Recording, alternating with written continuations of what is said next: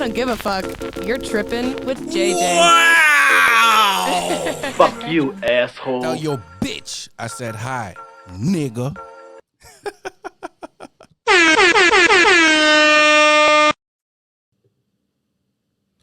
Welcome, everybody. I am your host, JJ, and you are on Tripping with motherfucking JJ and this bitch, nigga. And I want to welcome back a very special guest. She goes by the name of Ciara, okay? She's motherfucking special. Anytime you show up in this bitch, nigga, you understand what I'm saying? All right, so, Ciara, my question to you is right now is, why do women stay in a relationship when they're no longer in love? That's a good question. I think because a lot of women will settle simply because they don't know what they don't know. So they lowering their self-esteem, they devaluing their worth just to satisfy what?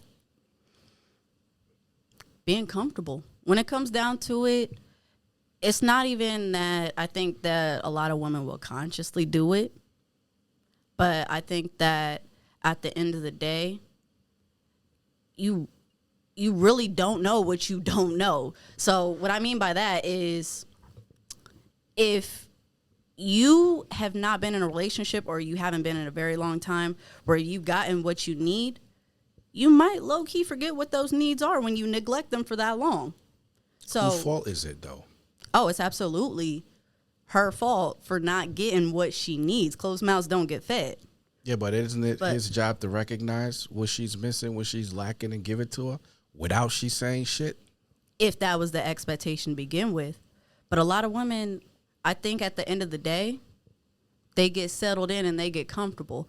It's like with anything, JJ, if you uncomfortable with something, that's cool. But if you're not in pain enough, you're not going to change.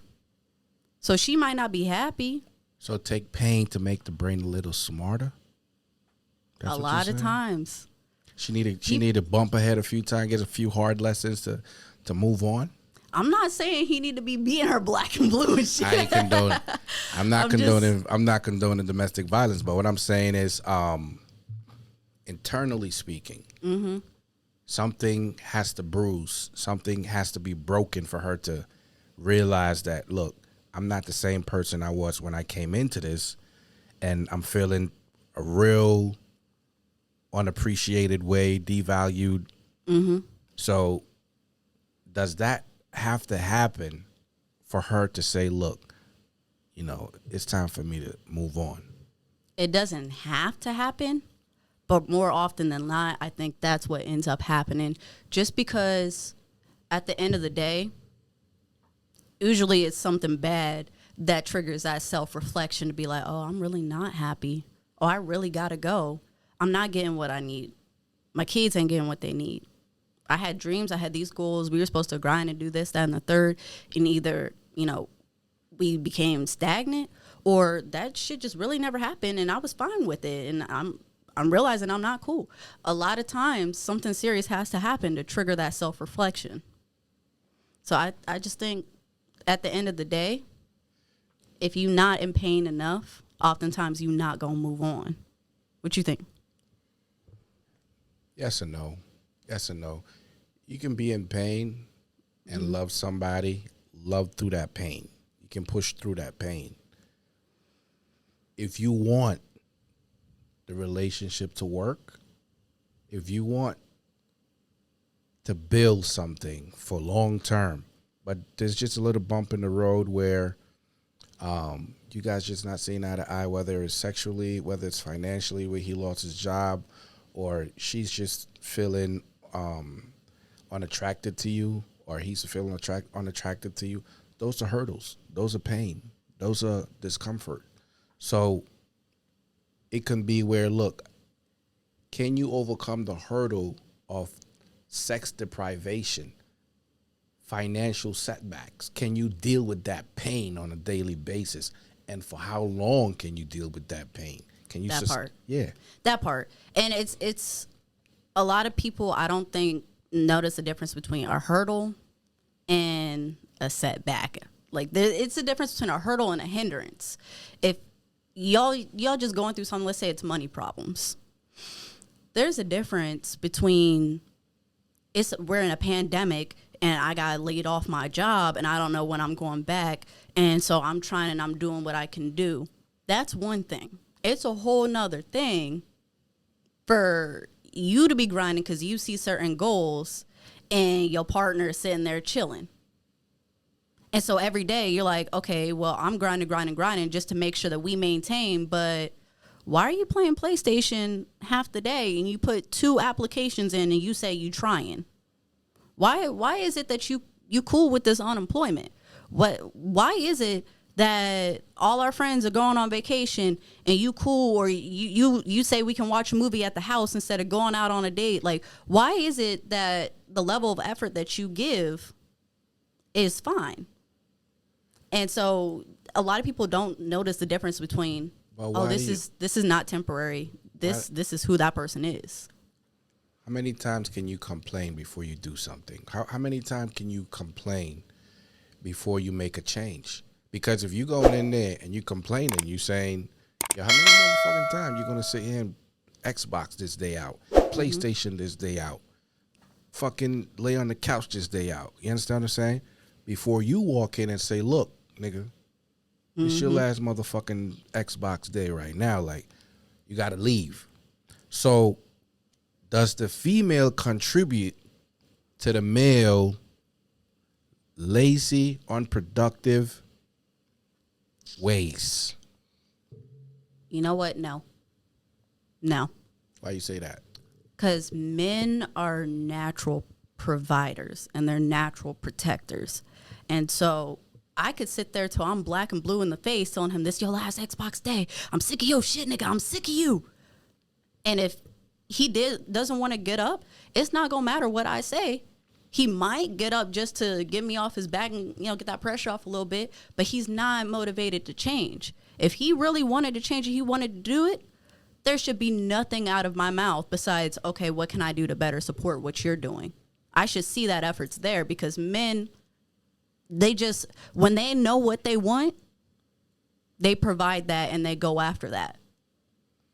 And they might not want you, or they might not want a future with you. Should a female stay with a man who just wants to live a normal, mediocre, above average life where he's not interested in change as far as growth and success? He's not interested in that. He's interested in going to work from 9 to 5, coming back home and staying in that comfort zone. She, on the other hand, wants growth.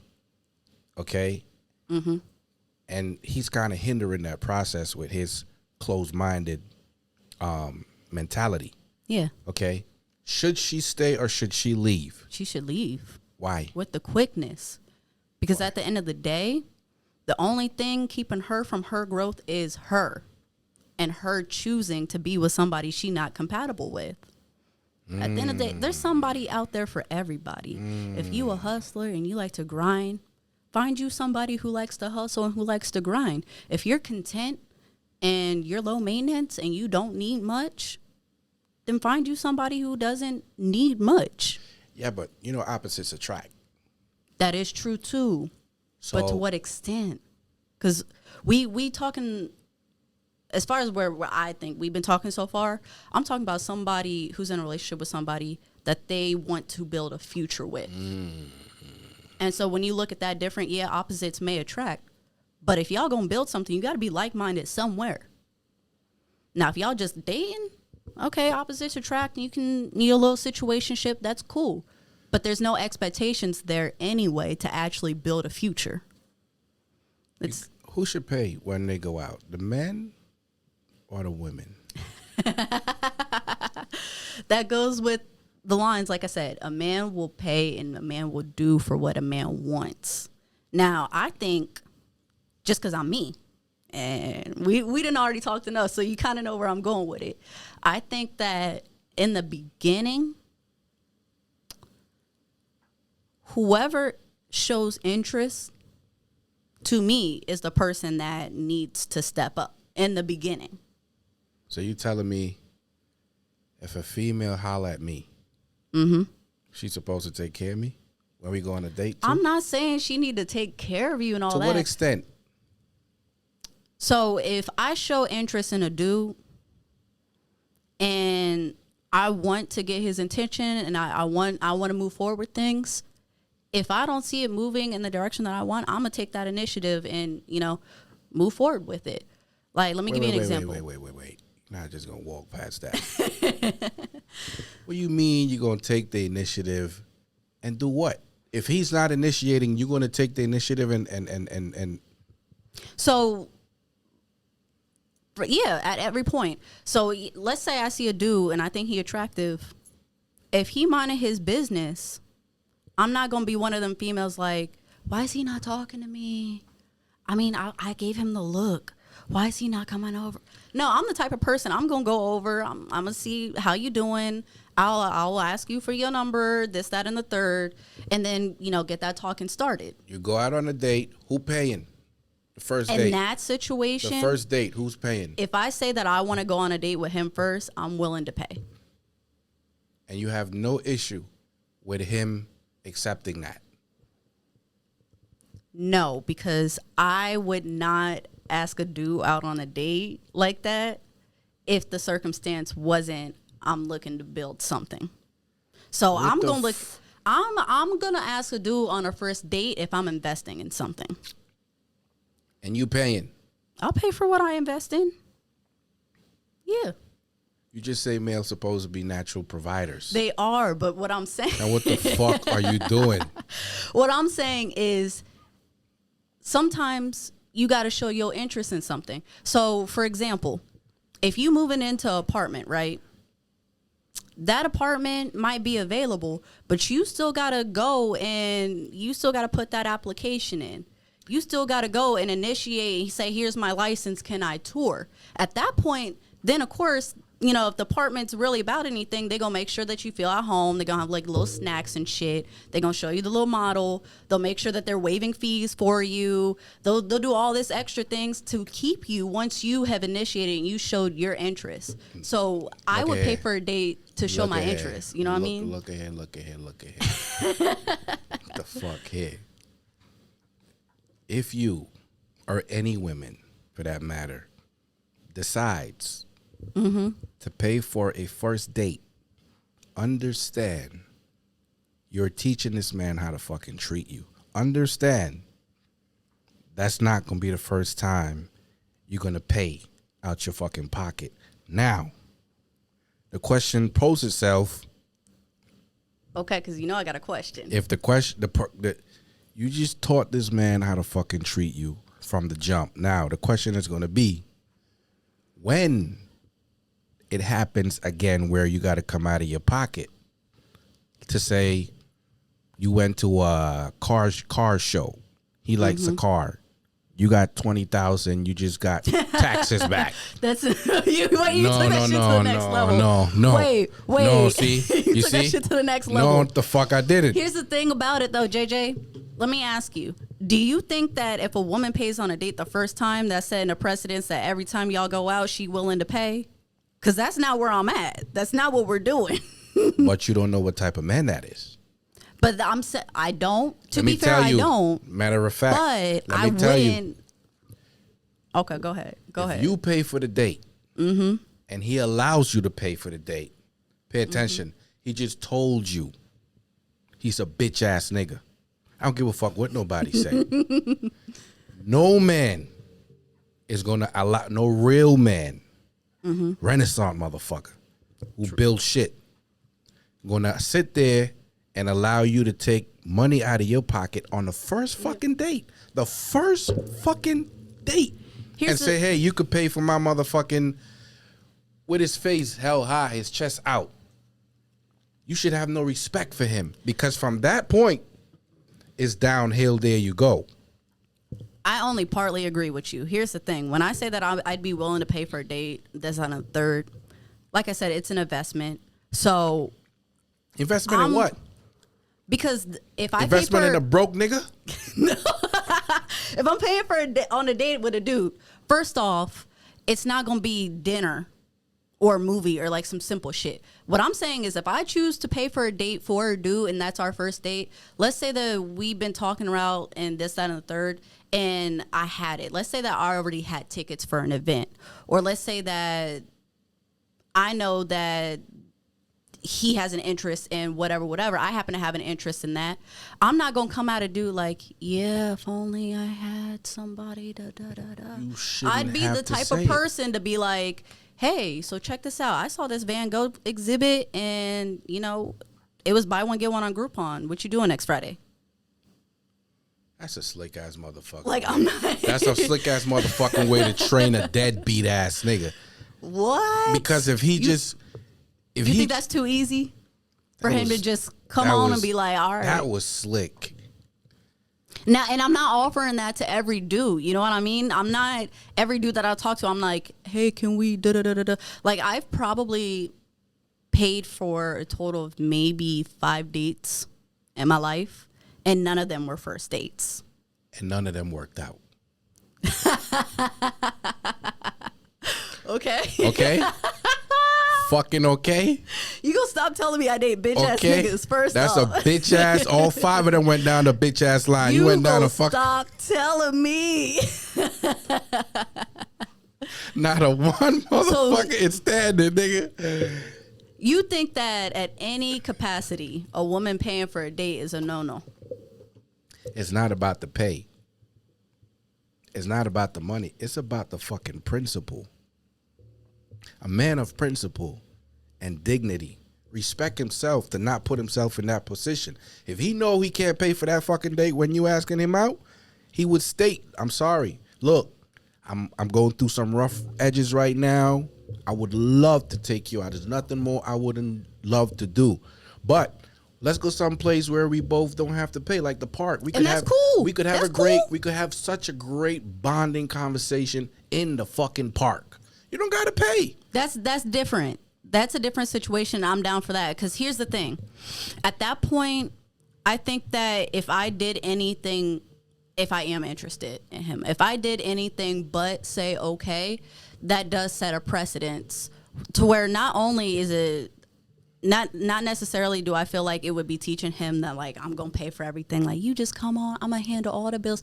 No, sugar but I mama. Feel like right, not just the sugar mom thing, but I feel like that shit would be me shitting on his ego from day one. Like if dude's like, there's nothing more than I would like to hang out with you, you know, I can come by and pick you up, but I don't got it like that to be able to, you know, A, B, and C. So, you know, let's wait until my bonus hit. The quarter's almost over, and then I'll take you out. You know, I would love to, you know, just go to the park and hang out with you. At that point in time, if he's sitting there being real and telling me about his finances, first off, nobody owes anybody anything. So he didn't have to tell me what his situation is. If he gives me an alternative and he's like, let's go to the park, I feel like if I say anything but sure, if I really am interested, that's fucked up for me to be like, no, I don't want the park. There's mosquitoes, but we can go to this concert. I already paid for tickets. Like, that ain't it. That ain't it. I'm saying I would pay for a date if I had something very specific in mind for a special somebody and I know that I want to share that experience, then I would be willing to invest in that. If you already establish and he already established his identity in that relationship, you know what type of guy you're dealing with. Then paying on occasionally is nothing wrong with that, right? If you a nigga like me, you ain't paying for shit. Wait, you talking about me paying occasionally or him paying occasionally? Because the majority of the time I'm not paying. I'm not paying. I'm not. So there is a percentage in there where you do that. That's what it sounds like. I'm saying majority of the time for most things I'm not gonna pay. But Why are you fucking paying? You desperate for dick? Listen. Why are you fucking There's paying? too much dick in the world. Then don't pay. There's too much dick in the world. Don't fucking pay. But not everything to me is about a tick for tack kind of situation. So if I'm willing to pay for something, it's for something down the long run. This has nothing to do with money. Remember what I'm saying. This has nothing to do with money. This has so you're saying everything to do principle. with integrity, and principle. So you think that men, period, don't have integrity. I'm not talking about ain't shit ass niggas that will sit there and leech off of a female. That's not integrity. But I'm saying any man that's like, no matter what the situation is, no matter what his pocket's looking like, no matter what he done been through, if he in a situation to where like it really is a good conversation, you talking, both he interested in her, she interested in him. If he humbles himself and he's like, you know what, that's not the norm for me, and it kills me to accept a gift. However, because of what we have already built, I'm going to humble myself, and I will allow this situation to happen. You think that's a fault in principle? Real niggas don't fucking lean. It's a partnership. Listen JJ, it's 2021. Listen to me, man. You gotta set the standards and the principles in your relationship, and you gotta fucking live and die by them shit. Because eventually they're gonna bite you in your ass if you flip flop. If you start flip flopping with that flip flopping shit. Why do you think it's flip flopping? If it's a give and take kind of situation, and this is why we were talking about last. I'm a different kind of man. You know, a lot of people gonna disagree with me. I get it, all right? But y'all used to these bitch ass niggas. That's period. Y'all not used to a real man. A real man is gonna take your ass out. He gonna say, look, don't bring your motherfucking purse. Bring your ID. We don't need your money here. We don't need your wallet here. That's a real man. Bring your fucking ID. Okay?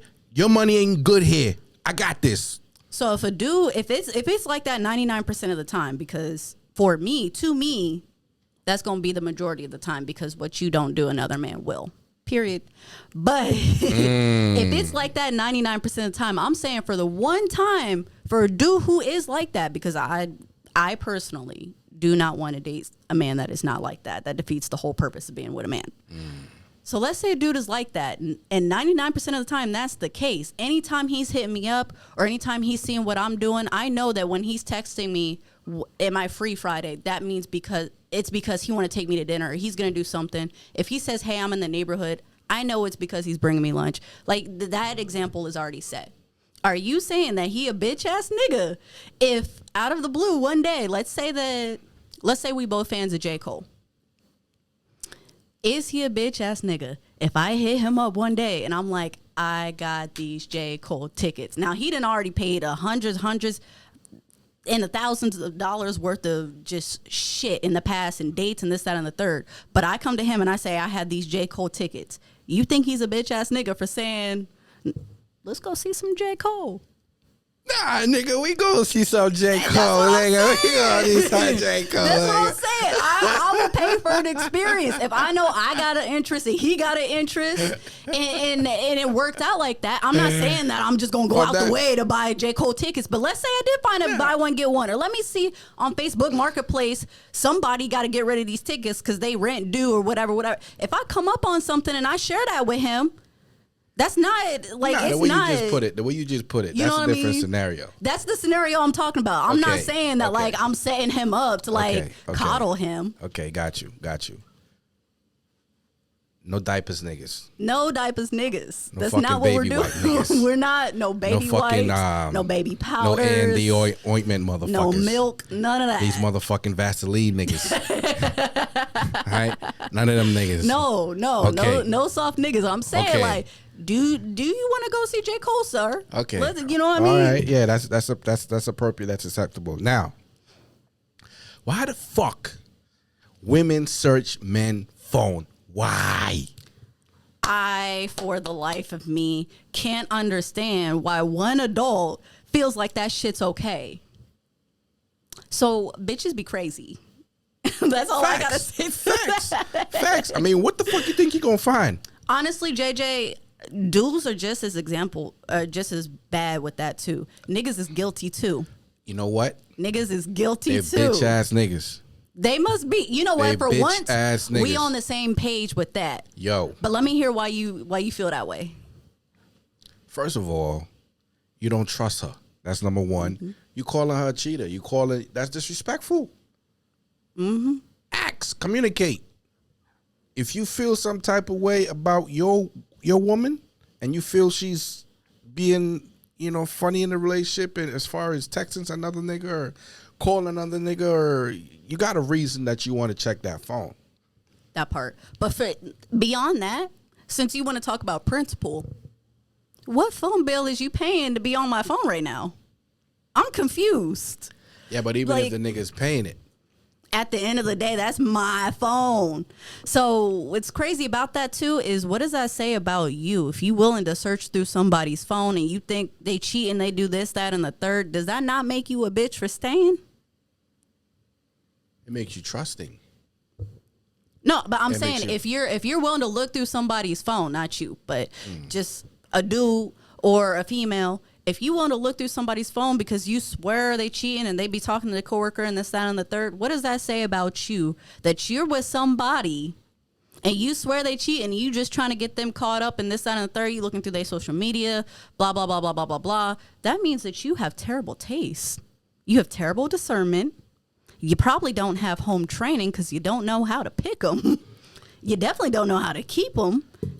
Well, beyond that, though, they've been doing it themselves. Them motherfuckers have got shit on their hands. So you think they be paranoid and so they project? Yeah, and like, nigga, why you so jumpy, my nigga? Calm the fuck down. What is you going through your woman's phone for? If you, how do you recognize those signs if you haven't done it? I mean, it take one to know one. That part. This nigga probably have Rolodex of bitches, right? Mm-hmm. But do you think that it's always a case of somebody cheating, or do you think it's ever like they just dead ass have low self-esteem? Because then it goes back to that question that you was talking about earlier. Why do women stay? And like I said, if they don't know any better and they don't know that they can be with a dude where they don't have to feel like, why does he always turn his phone over every night? Why is he da-da-da-da-da-da? Like, what if that's her self-esteem? Why are you staying with a nigga? Why you staying with a broke nigga who could barely pay your bills, who could barely take you fucking shopping, who could barely give you some brand new shoes? I'm not saying it's about money. I'm not saying be a gold digger. I'm not saying that. But what I'm saying is, why you picking this nigga who's going through your phone when you could pick a nigga who respect you, who's going to give you that trust and that creative space to say, baby girl, I trust you. I trust that if you're going to feel some type of way or you're going to do something stupid, I trust you're going to come to me. That's the motherfucking relationship we got. I gotta motherfucking sit here and fucking be paranoid about you picking up your phone every time you pick up your phone. My fucking heart is palpitating or whatever. You know, help me out with the song, because I know you know it. It's a throwback. We should be like, girl, my man ain't shit. Well, why you won't leave? Cause bitch, dick too bomb.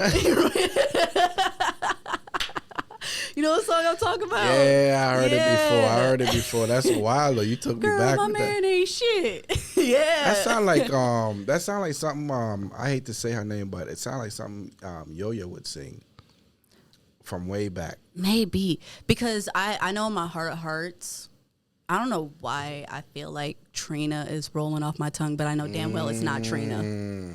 I know damn well it's old school. It sounds like a Yo-Yo shit, but I don't know. I'm gonna look it up. Yeah, but yeah, that's why I think that at the end of the day, her self-esteem ain't shit. She probably do got daddy issues, and at least he dicking her down. So no, she holds on to whatever. I'm not saying that it's right.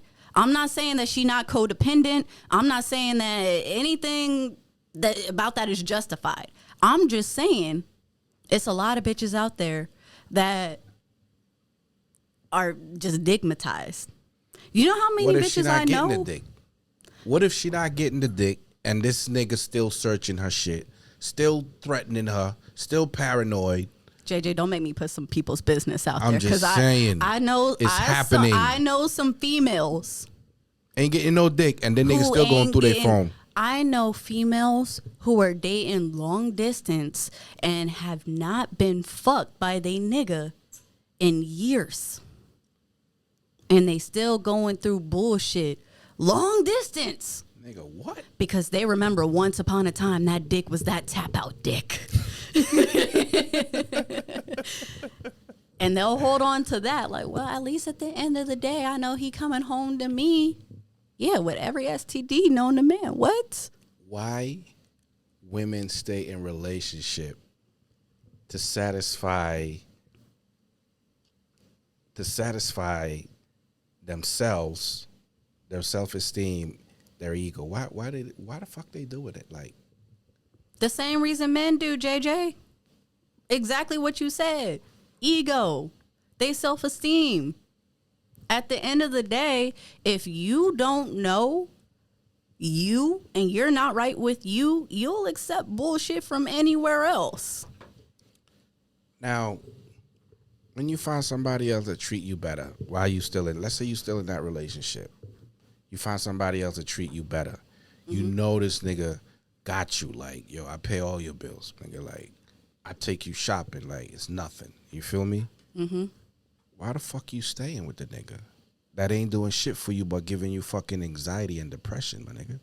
See, you answered the question, but then you asked the same question that you just answered. I want you to motherfucking. I know what the fuck I'm saying. I want your motherfucking perspective. JJ, I think it's self-esteem when it comes down to it.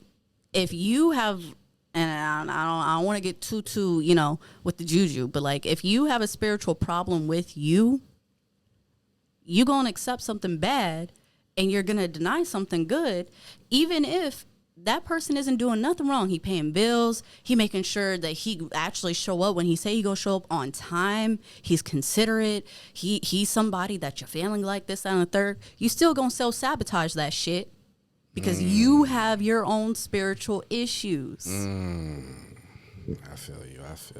And when it comes down to it, if we talking about ego and we talking about self-esteem and those things, I think that that does get to a spiritual point. And I'm not saying spiritual as in like your relationship specifically with God or Buddha or whatever. I'm saying at the end of the day, some people are not comfortable just being alone by themselves.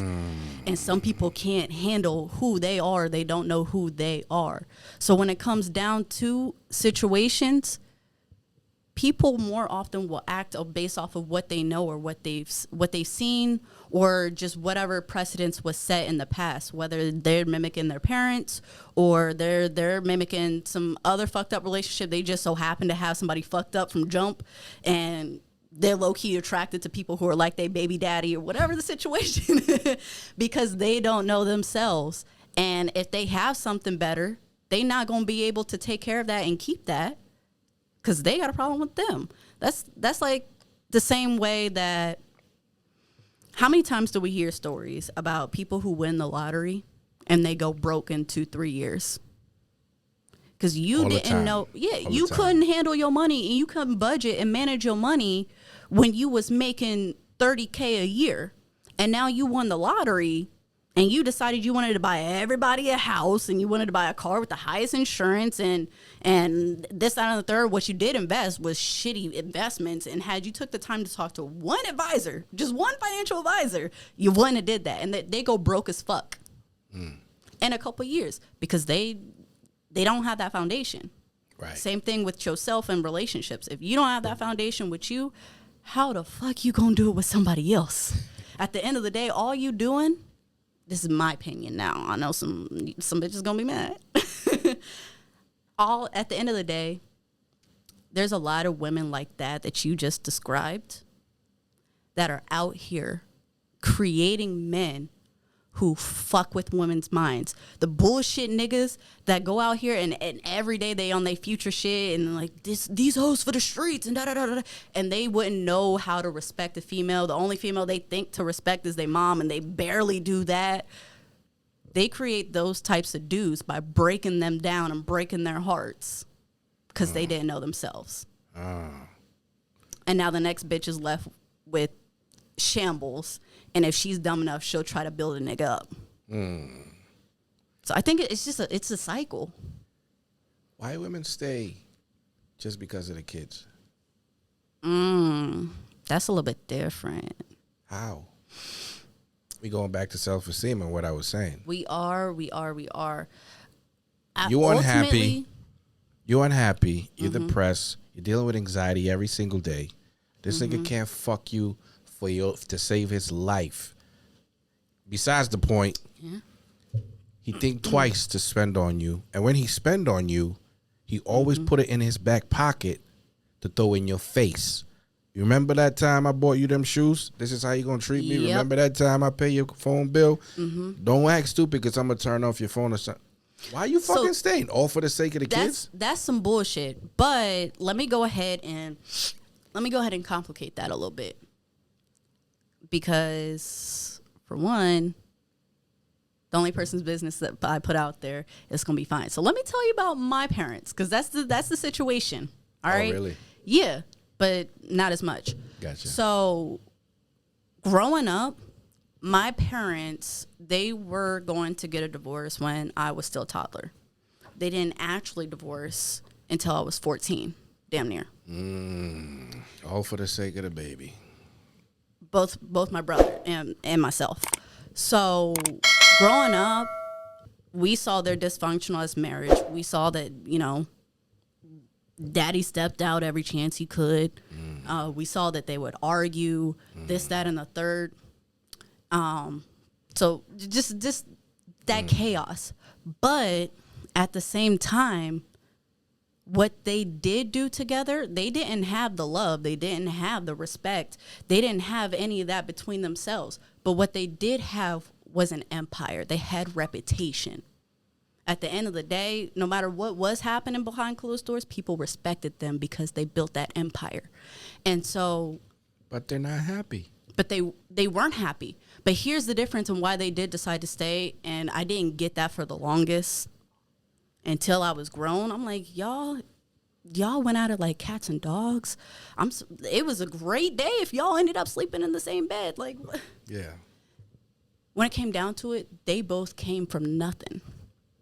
And together, even though they didn't have that love and that appreciation, they could financially build. They had successful businesses. They did, like I said, they had that network and that reputation. And so with everything else in chaos and turmoil, one thing that they both came together on and they 100% agreed on was that, hey, at least we're a business partner with one another and we can build a legacy for our children. And we came from nothing in the hood. And because of what we're able to build when we do put our minds together, they were able to give me things that they never dreamed of as a kid. I remember every year, because they did a lot of things wrong, but thanks to them working together, there are some things that I can, Yeah. I remember every year they would, for the whole church, the neighborhood, anybody that want to come by, they would throw this big party called Kids Fun Day. And so I thought that it was normal that your house had a couple floors. I thought it was normal that you had a big backyard and you had a couple motor toys to play with. I thought it was normal that you had a pool. I thought it was normal that you had a jungle gym and a sandbox and a basketball court. Not at all. I thought, you know what I mean? And so to be able to see that difference, so they would go to our church and they say, you know what? If you got kids, if you know somebody that got kids, if you know a mama that's tired, whatever the situation is, bring them over for the day. It'll be us at the house. It'll be safe. The kids can hang out. They can have fun. They'll swim. They got basketball. They got volleyball. They got the jacuzzi. We'll let them get in. They would take everything out the bar and have kids drinks at the bar. They movies, this, that, and third. A whole day for it. And those are things that did over time help keep me humble, because just to see, first off, how the community responded to that. There was never a year where there was less than 150 people, 200 people at that party. Just to show up and to have one day where it was a normal life for me, but for somebody else who doesn't have that, it was like, damn. So regardless of circumstances in a relationship, you should sacrifice and stay together for the sake of the child? Not in every situation. I'm just saying with them, I understand why they did. Gotcha. because it strides further. I'm talking generations of differences, and you know how it is when you have family and they just be in that trap and they be in the same shit, and it just they cool waking up at noon, and then they go get their little eighth, and they'll smoke, and that's their goal for the day. Right. And to go from that to being able to do for your kids, some people, that's what they mean when they say put their kids first. Now, ultimately, I think that it was best that my parents divorced, to me, but I do know that there are some opportunities that I did not have after they divorced that I would have had if they stayed together, and that was their goal. So you kind of paid the price. Ultimately, I think that it was more beneficial. I think that would I have loved the opportunities and the legacy that they had for me had they stayed together? Yeah, it would have saved me from a lot of bullshit in my life. You condone divorce? Absolutely. Why? Because at the end of the day, marriage is a contract. Is it? To me, marriage is a contract. Please explain that. What do you mean marriage is a contract? You got it in black and white, all of these obligations, all of these legal terms. Okay, is that what you're saying with the contract? Yes. Or you mean? So let me answer that by finishing my last point. I said all that to say, I think that the benefit of them divorcing for me was better than the opportunity that I missed. And I think that that's when divorce is sometimes necessary. Wow. I think, and that's nothing but my mama raising me right. When you go into marriage, I think that a lot of people are divorcing these days early because they get married for love. And that's fine and dandy and all, but there's got to be something else that happens besides you realizing that you're in love with them and they're in love with you. Like, love is not going to pay the bills. Love is not paying the mortgage. So you need to figure out before you get into a marriage with somebody, so what happens if, God forbid, there's an accident? Do you believe in extraordinary measures? Oh, you don't? Well, I'm not going to lose my husband for what? What if you were only in that coma for a week and you make me immediately pull the plug, or you have a DNR and now you leave me with your 3 kids? I just had your twin. You know what I mean? So certain situations, marriage is a contract. You need to know who you're building with before you go into it. And the reality is that a lot of people don't do that, or people change. And that's just life. Well, and if people change and they're not fulfilling that contract anymore, you need to get out so you're not that bitch that you were mentioning earlier, that she's got these goals and dreams and he's okay on the couch. There's something bigger than a contract in a marriage. What you mean?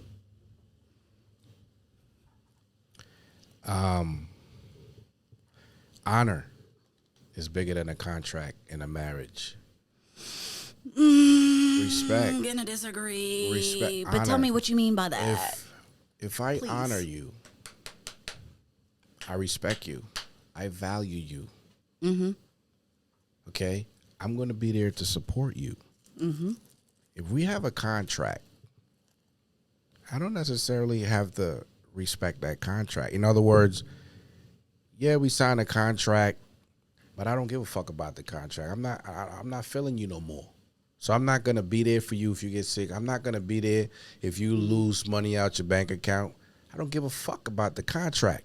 But if I honor you, and shit hit the fan, I got your back because I honor you. See, but we saying the same thing, JJ. You can't have one without the other. So my thing is, when I keep saying it's a contract, you're obligated to sign and third, that's because at the end of the day, again, when I'm saying love can't be the only thing, I got to know that you're the type of person that you are loyal, that you do have honor and you do have integrity and things of that sort. So if you do honor me, then you will honor that contract.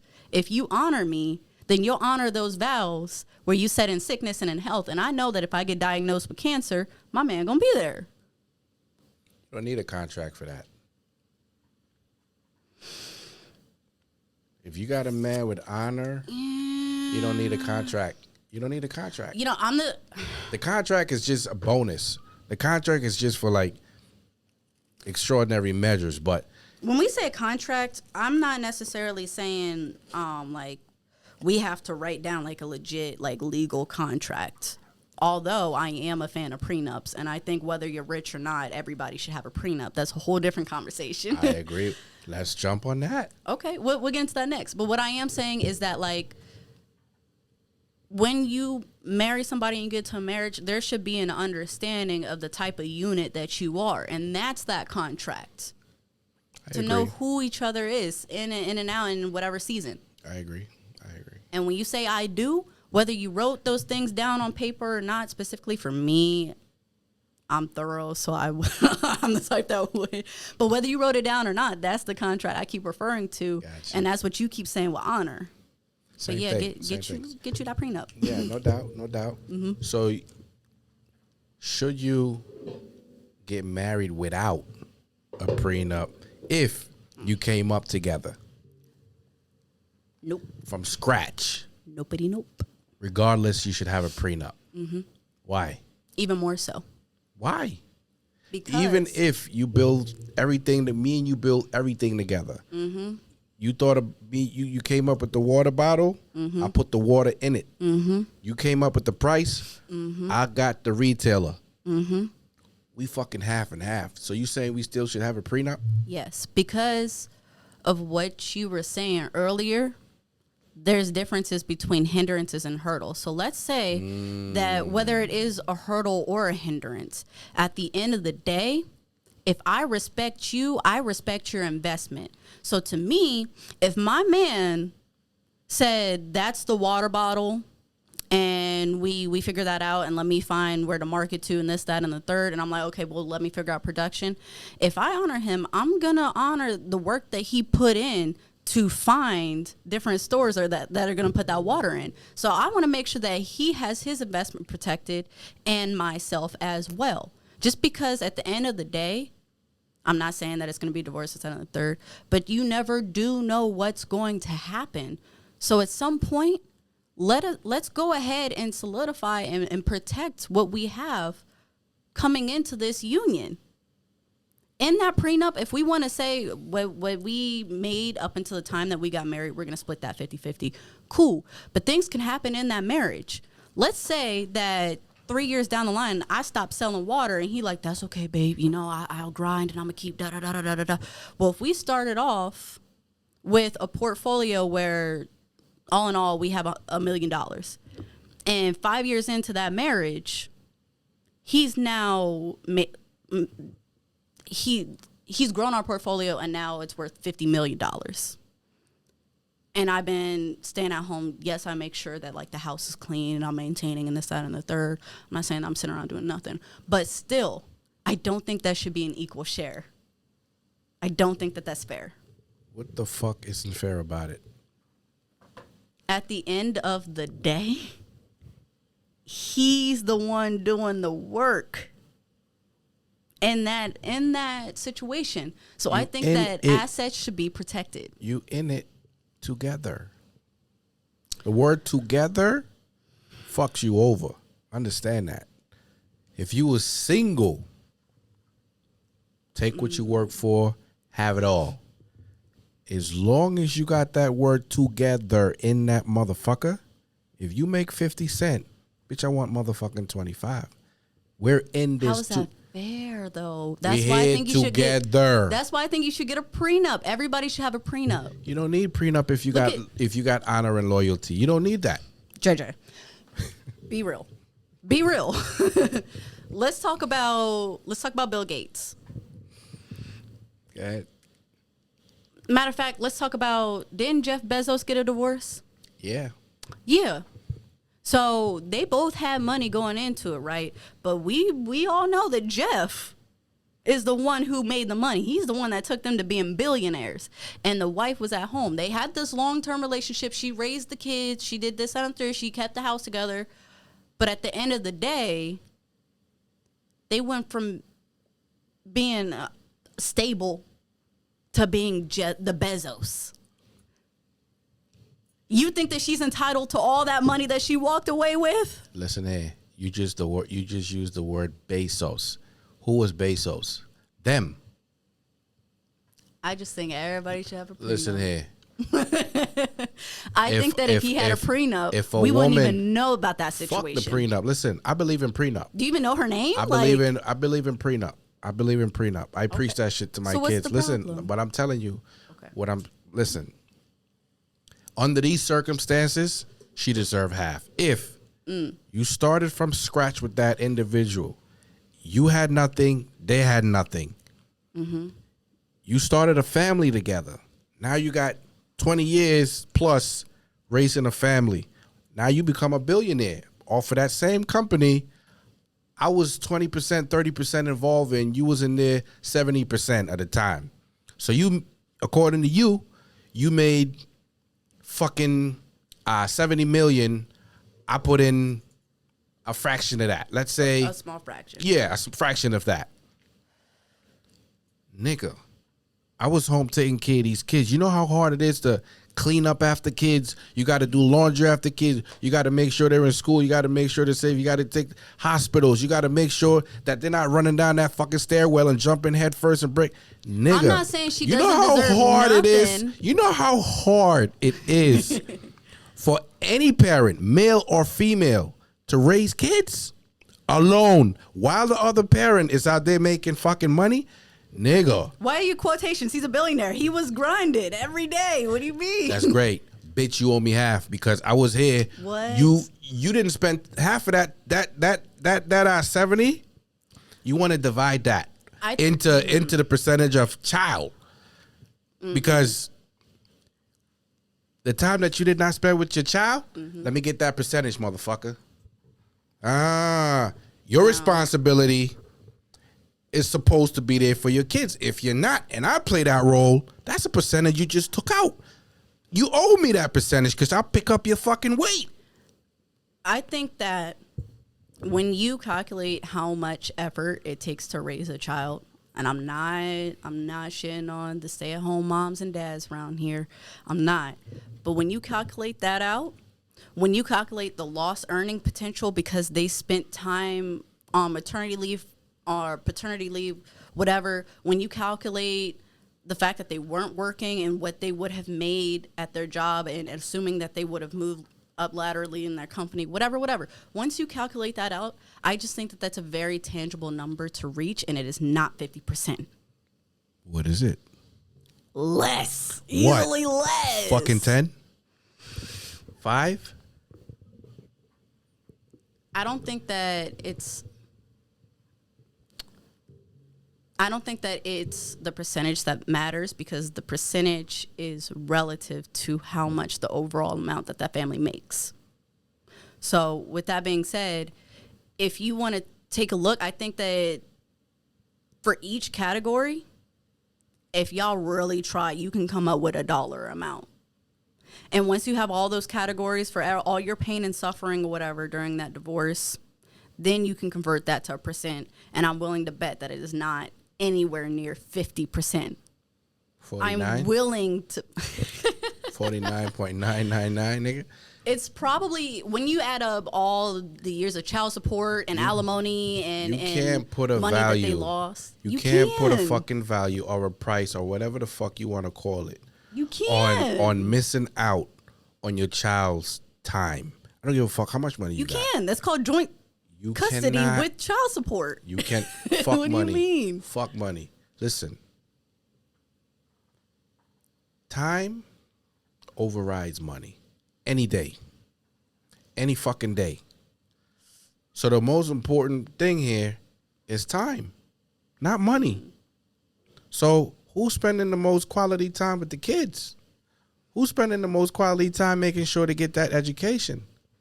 I understand that money can't compare. Time's valuable, but time is money. You can put a dollar amount on time. We gonna go back and forth all day on this motherfucker. That motherfucking parent sitting at home deserve a chunk. If you ask me, and that's just me, if you ask me how much an hour if my time is worth, I might ask you some questions like, what's the activity? What we doing? Where we gonna be at? Who gonna be there? Da da da da da. But at the end of the day, I'm going to put a dollar amount on the time that I spent. That's what we all do at work every day. Our time is literally money. So whether you spent it choosing to raise kids or you spent it choosing to grind out work, I just think that you could put a dollar amount on it. And again, it is not adding up to 50%. All right, we agree to disagree. Okay, fuck that. Move on. All right. All right. Now, men and women are always seem to be cheating on each other. It's a fact. We just cheat on each other. So I don't want to hear men cheat more, women cheat. You just cheat, right? All right. What is the difference when men cheat and when women cheat?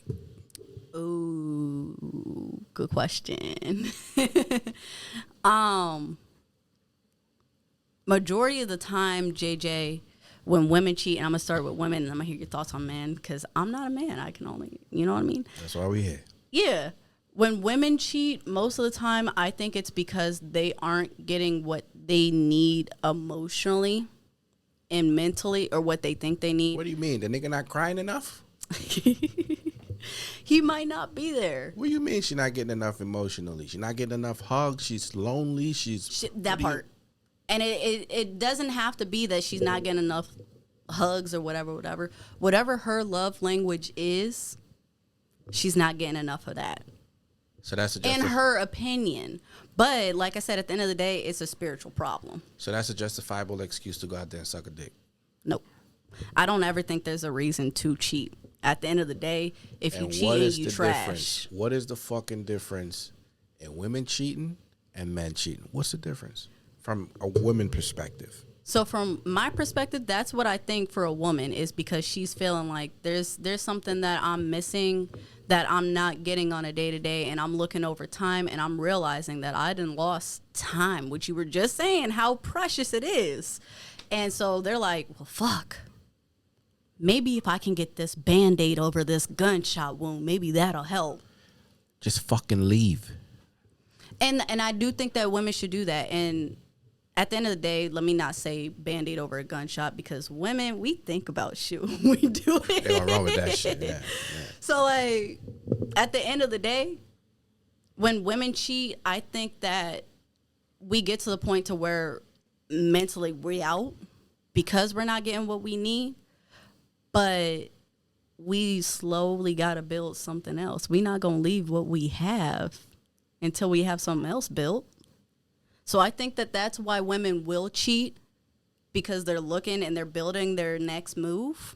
All the while dude at home thinking everything cool because he got a hot plate. But she done checked out. She not putting money in their joint account anymore. Like, she's spending it on somebody else. So I think that, yeah. So at the end of the day, I think that she feels like she's missing something. He's not there. He's checked out.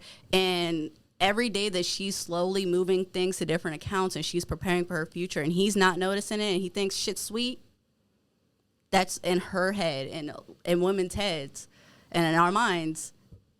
All the more that's like, oh, this nigga really did check out. Like, he didn't notice that I haven't paid not one bill. He didn't notice that these credit card statements are looking different, and he didn't notice that I didn't renew our lease. He didn't notice none of this. Okay. Crazy. And that's why I'm done. So that's why I think women cheat. I think that men, on the other hand, I think men just want variety most of the time, to be honest. Like the rainbow. Like the rainbow. I think most of the time men... Taste of Skittles. They want some Skittles. They might want some tropical too. You know what I'm saying? Men just, I think most of the time when they cheat, I don't think that it's maliciously. And I don't think that they're necessarily done. I think that they just want something different for the time being. I think that it's more simple for men. They're like, well, I'm not getting what I need here, so let me just go over here right quick, and then I'll be home by dinner. So how do you hold women accountable when they cheat as opposed to when men cheat? How do you hold them both accountable? What's the process? They both trash. So They both deserve to get shot on in their next relationship. What do you mean? They both deserve to get shot on. Both ways. Okay. JJ, what do you think it's different for when a woman cheats and what she deserves, what her karma should be versus a man? Yeah. Do you think it depends on the situation, or is it just different because he's a man and she's a woman? Well, women cheat emotionally, and men just cheat because they want to fuck. You understand what I'm saying? Women So are they more do want that emotional. variety.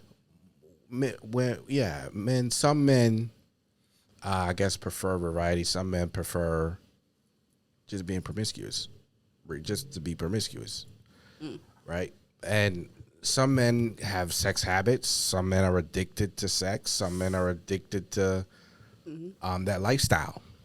They don't know what monogamy is if it slapped them in the face. They couldn't figure it out. Hold on. Before you move on, because I got a question about that.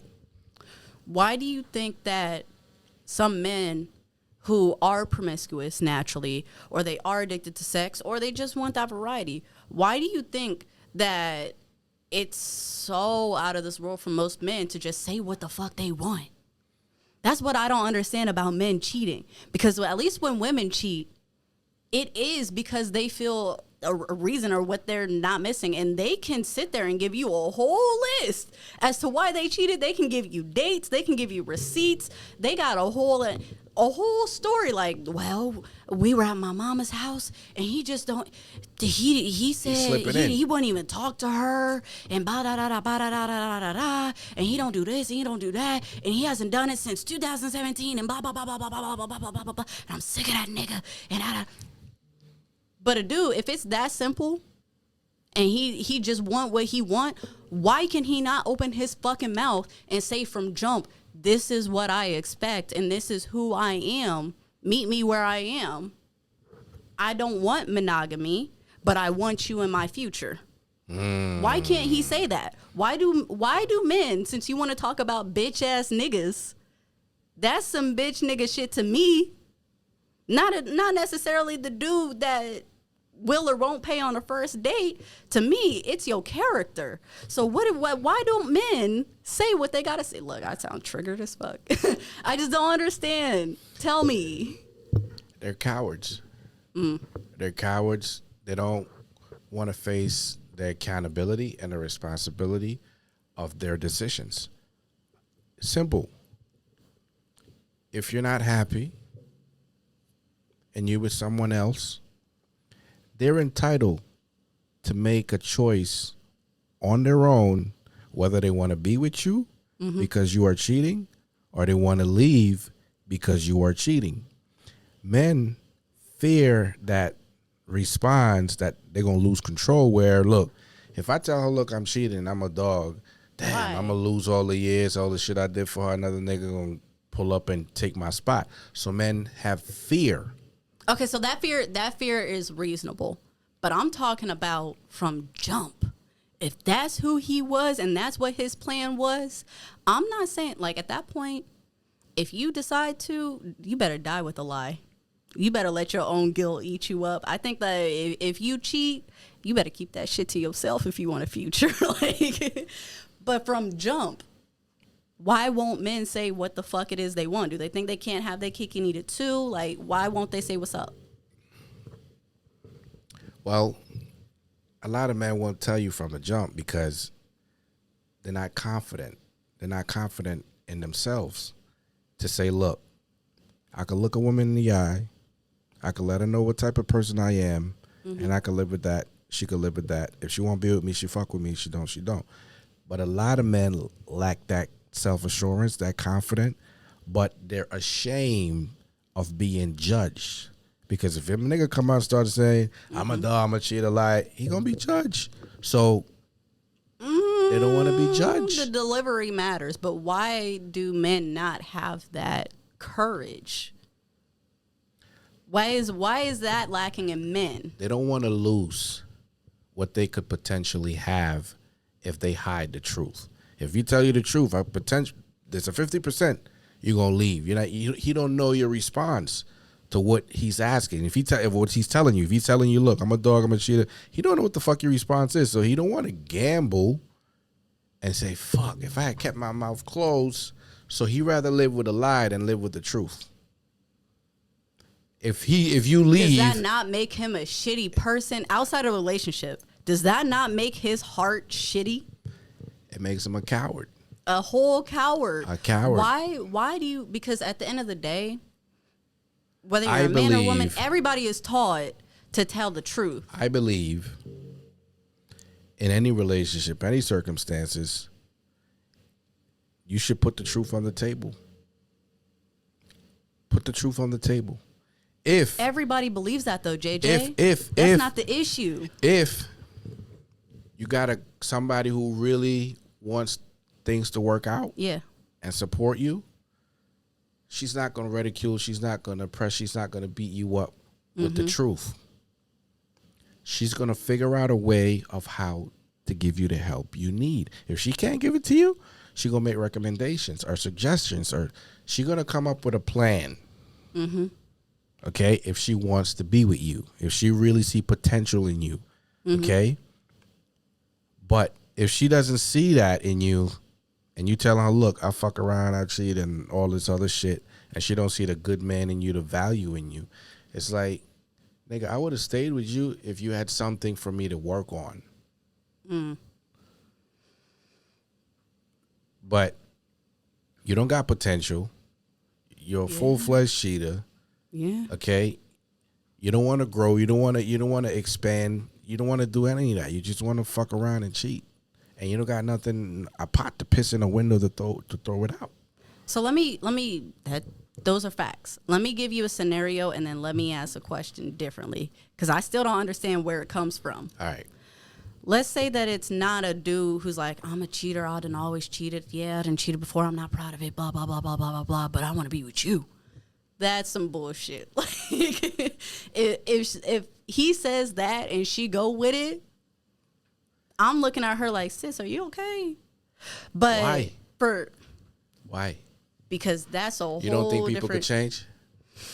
I don't think that it's anybody's responsibility to walk them through fundamental shifts in you personality. Hold on, wait. You think it's okay for a broken woman to be in a relationship and a man to help her get past what she been through? No. You don't know? You I don't think she that's should walk okay that either. road alone? Yes, to an extent. Both situations to an extent. Now, what I'm saying is that situation is some bullshit. So Go back to your point. I'm saying, what if he's like, I just don't want a monogamous relationship. I want to continue to do me because that's what works for me. If sexually, I'm telling you, these are my needs. If I can be who I am sexually, and that means that I can provide for you financially, mentally, physically, emotionally, in every way that you need and meet your needs, can you respect what I need sexually? That is different than a dude being like, and I'm a dog. Like, you know what I'm saying? So if a man can't do that from jump, where does him being a coward come from? Where does he go from? Where does a young man go from having values and having integrity to somehow being adult and losing it? Does he get his heart broke low key? And is it daddy issues? Is it what? Get violated. He put his heart on the line. He got trampled. He got run over by somebody he put all his faith and hope and trust and aspirations and all that shit in there. So now you got to deal with what comes with that. I ain't gonna never treat a female the way I treated this one because I was fucked over. So now it's time to do the fucking over. Yeah, I do think a lot of men end up right. Yeah. So it's not an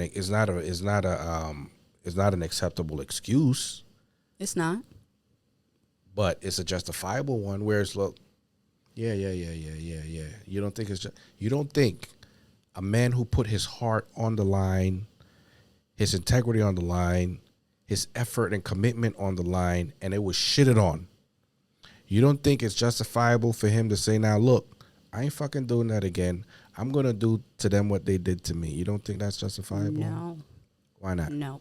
For the same reason that a woman who gets shed on and now she's bitter and this, that, and the third, she shouldn't be in a relationship, then he shouldn't be in a relationship. It's that simple. We find out who we are as a person and what our core values are through adversity. By fucking up. By fucking up in adversity. We got to go through shit to know who we really are. You could say till you're black and blue in the face, I'm loyal, I'm loyal, I'm loyal. Until your loyalty is tested and you know in a certain situation there are certain things that you would and would not do, then you can say I'm loyal and this is why I know. That's what separates somebody who's mature and who's grown from somebody who's not there yet. You know who you are and your character based off of what you go through and how you respond. That's like saying, that's like a dude being like, yeah, and I'll protect you and this, that, and the third. But if you heard that your mama's house got robbed and you might know who did it, and your response is, well, when I get my money together, I'm going to see if I can get mama a new TV. Well, shit happens, da-da-da. Then you're not a protector. Stop saying that shit. Because when you had the opportunity to show who you really are, you fucked up. So if he got violated in a relationship and now he feel like I'm going to be a dog, this, that, and the third, then you are not compassionate. Then you're not loyal. Then you don't have honor and integrity. That's not who you are. And that's fine. We all have different core values. But that's not who you are. True. And until you're able to build those core values up or figure out who the fuck it is you really are and what your strengths really are, you don't need to be fucking with nobody else. Because all you're going to do is create another bitter bitch who's going to create another fucked up dog. And it keeps going on and on. So when a woman is healing or when a man is healing, they should do it alone? I think at first, until they have a solid foundation. But what is I can't put a time on that. What is the solid foundation? What is it? I think that a person needs to first and foremost figure out, especially a dude. I think he needs to figure out, okay, well, what was going on with me that allowed myself to be violated? And I'm not saying to blame a victim or this, that, and the third, but I'm just saying at some point, unless it's a situation of abuse, either way it goes, whether it is physical or mental or whatever, if it's not that, then they need to figure out, okay, why did I put myself in that position? How did I allow myself to get into that position? And they need to make sure that they fix that within themselves so that shit don't happen again. And then I also think that they need to get to a point to where their feelings aren't hurt about that situation. They're not feeling that same resentment. If you think about a situation, you think about your ex, and every time your ex come up, it's, and fuck that bitch, and that's why she da-da-da-da-da-da. Sir, I just said that I saw your ex at the Circle K. That's it. Like, I don't even know you. Like, so until he's able to move past that, he don't need to be fucking with nobody else. So how do you find closure out of a broken relationship? I don't really think that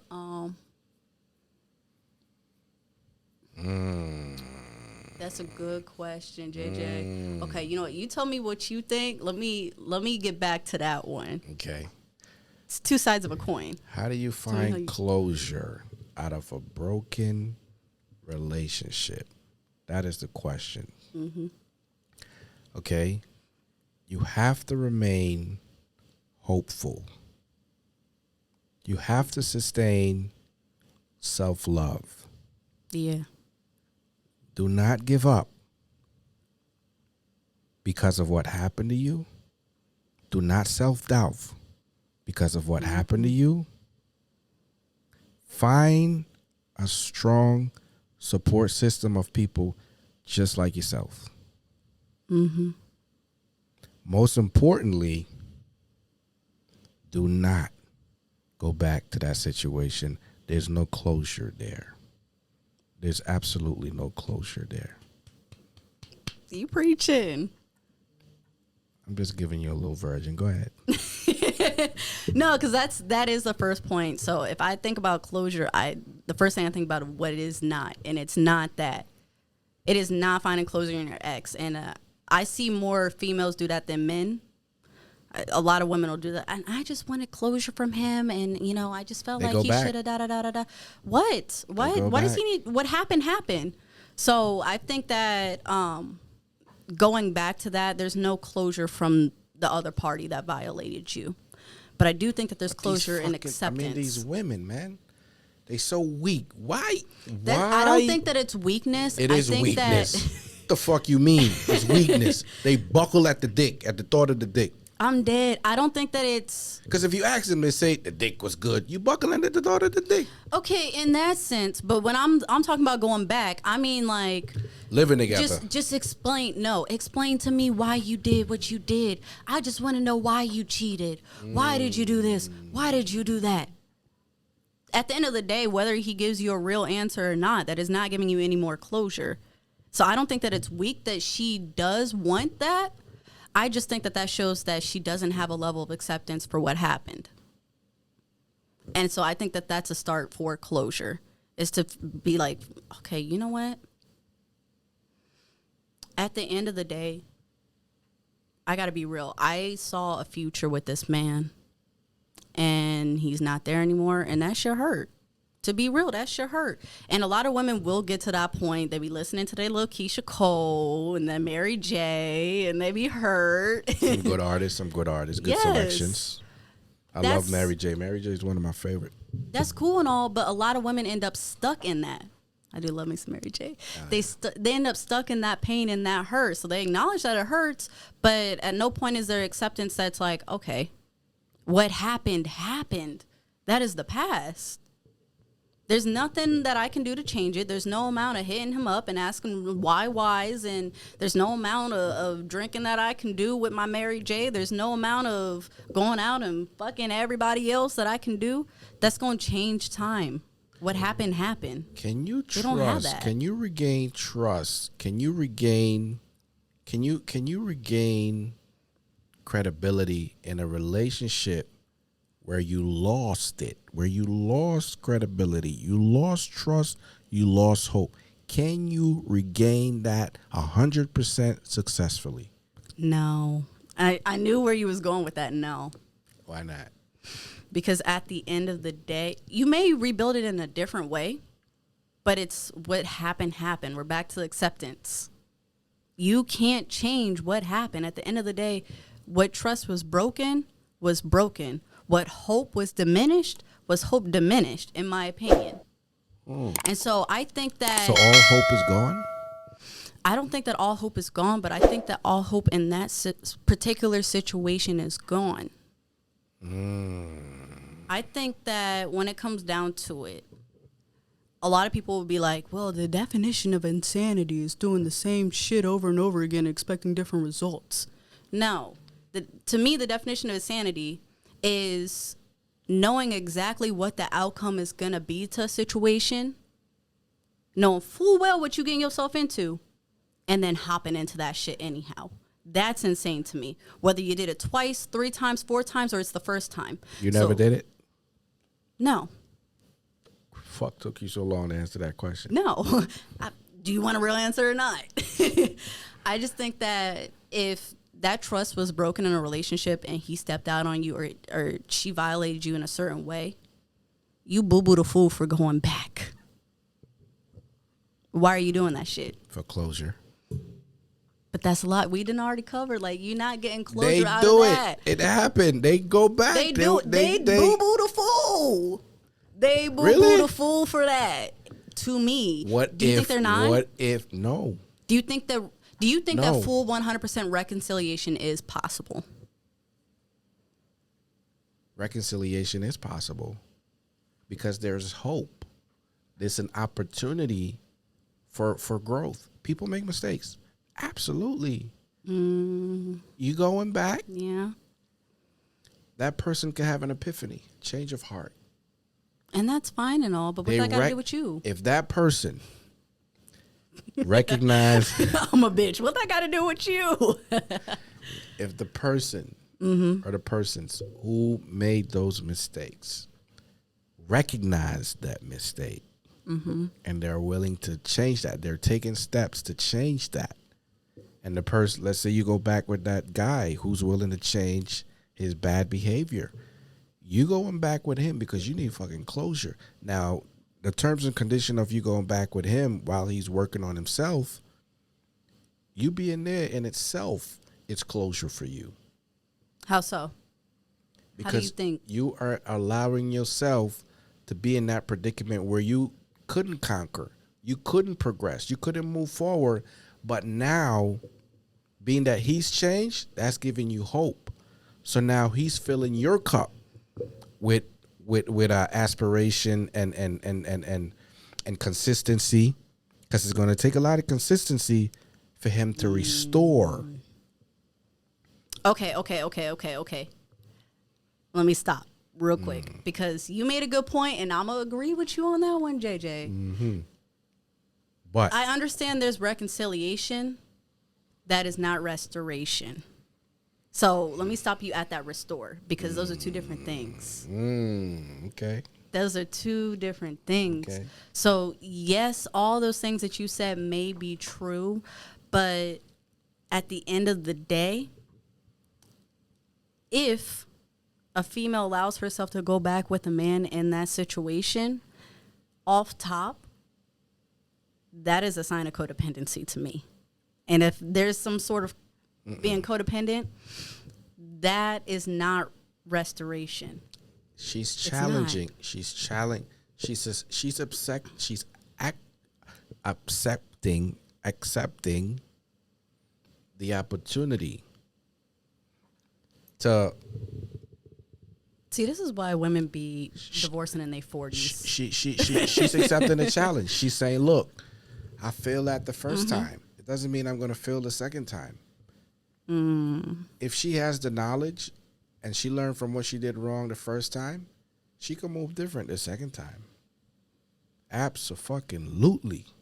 I whole disagree. Maybe we talking about two different things right now. Go ahead. Are we talking about like a situation where a dude cheated, or like he fucked her over? Yeah. And now you're saying that. Yes. You're saying. Yes. Jesus, give me the. Go ahead. You're saying if he cheated and she decides to go back, she's taking a challenge to be better so that he doesn't cheat again. Is that what you're saying to me right now? Abso-fucking-lutely. What? JJ, there's nothing. Yeah. This is the thing about cheating. Yeah. Nobody is holding a gun to anybody's head and saying, dick this bitch down. Nobody is saying that. So at the end of the day, cheating was a personal decision for either her or for him. They both chose to cheat. It don't At gotta the be, end of the it day, don't gotta be personal. It could be emotional. It could be emotional. It doesn't matter what. It could be a sacrifice. It doesn't matter what the violation was. They made that decision to violate. So there's nothing that I can do to change who you are if you're not changing as a person. And if I go back to that, that's not hope. So you that's telling false me? Hope. So you fucking telling? And that's dangerous. You said regardless of the decision. Did you not? Did you say that? Yes. Regardless of the decision, whatever the violation was, Whatever the violation that person did that caused you to leave, that was their personal choice. So now you leave the club completely intoxicated, obscure of making sound judgment. You encounter the guy in the Uber, cute guy in the Uber, got all the bells and whistles you're looking for. You end up getting raped, God forbid. Do you think you can find some way, somehow, to face him and find closure, restoration? The dude, the Uber driver? Yeah. No. I think that's mad unhealthy for somebody to even try.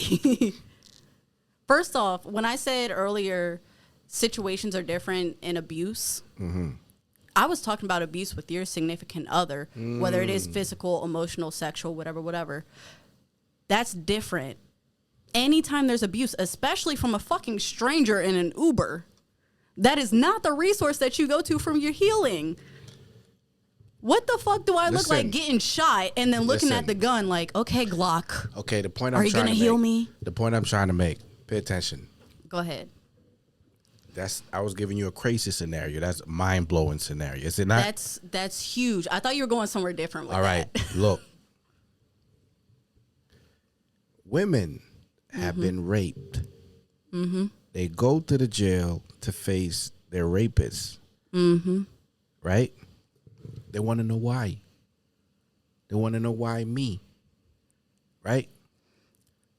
Murderers, women or men, have taken lives, and the parent go to jail and say, I forgive you.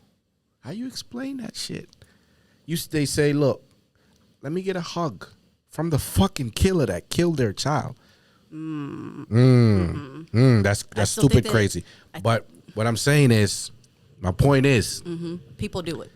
people do it, but there is a healing in going back to the person who victimized you. There's a healing in that. That's the point I'm trying to make with that crazy scenario, with the Uber shit. Would you go back to him? The point I'm trying to say is the same way these women approach their killer, their son's killer or their daughter killer, they want to heal. They want to move on. They want to let it go. They look, I forgive you. Although what you did, those are two different things that you there's just healing. Those are two different things you just said, though. Go ahead. Okay, because I want to make sure I'm not cutting you No, off go ahead, before go I ahead. sound off. Go ahead. Now, if you go to somebody and you like, why me? Why me? That is rooted in the fact that you still haven't accepted. You're still trying to figure out. You're still trying to wrap your head around it. And that, I feel like, at the end of the day, no matter what the situation is, you're not going to get what you need from that. That person is physically not capable of giving you what you need. Absolutely, they are. I don't think that they are. If they give you an explanation that there's no rationalization. I raped you because I had a bad day. Like, no, but you need to know why. You need to know why this shit was done to me. That's closure in itself. Because in your head, you're thinking, why was this done to me? And the only motherfucker with that answer is the person who did it to you. So you got to face them. If a motherfucker hurt one of your family members, they sitting in jail, and you got an opportunity to go interview them and say, look, yo, what was you thinking? You wouldn't take that opportunity? Probably not. Why? And I'm not saying that I wouldn't. I'm not saying that I don't think that it would be beneficial to me in my health. I don't think that it would help me along that process. Because at the end of the day, me looking for whys and trying to justify a situation and make it make sense out of a situation that doesn't fucking make sense, it doesn't make sense to rape somebody. It doesn't make sense to shoot somebody's family member dead. Like, it's well, for certain situations. But I'm saying, like, if it's something that is just some super tragic thing happened, something that doesn't make sense, the why is not what's going to heal you as much as the acceptance is. And so what's different is if you go back and someone goes to the killer on his deathbed and because he about to go get the chair or whatever, and they're like, I forgive you, this, that, and the third. That is different because that shows that they have accepted it. They started the healing process, and then that symbolic exchange, I think that can be helpful. Absolutely. But that's because they've already done the work to accept and to heal from what's going on. So the difference between the two is, on one side, I've already done what I need to do to put myself back together again. Me just saying I forgive you and that symbolism, that's icing on the cake. But if I'm asking you why this, why that, how could you, that's showing that at the end of the day, I'm not able to fathom what actually happened. And if I can't fathom what happened, if I can't accept what happened, how do I heal from that? There's two completely different things.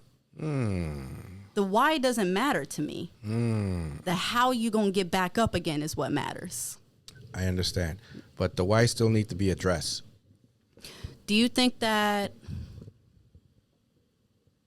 it's always a part of the healing process? Yeah. That why? Yes. I believe so. It's opening the gate to all the other questions, all the other answers. I think it's the portal. Do you think that's even problematic? if it doesn't heal you,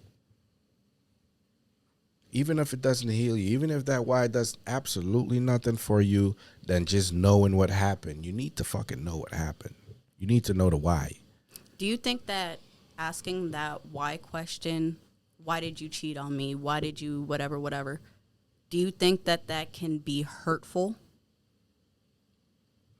That why is a weapon. That why consists of a lot of. It is a weapon. The why is a weapon. Understand that, because it's a double-edged sword. You're trying to obtain information that can hurt you. It's a weapon. You also trying to obtain information of which you put yourself in a questionable scenario where, why the fuck it happened to me? What's wrong with me? You get what I'm saying? Yeah. So that why is a weapon. You got to be careful with the why. You got to be careful. So let me ask you follow up.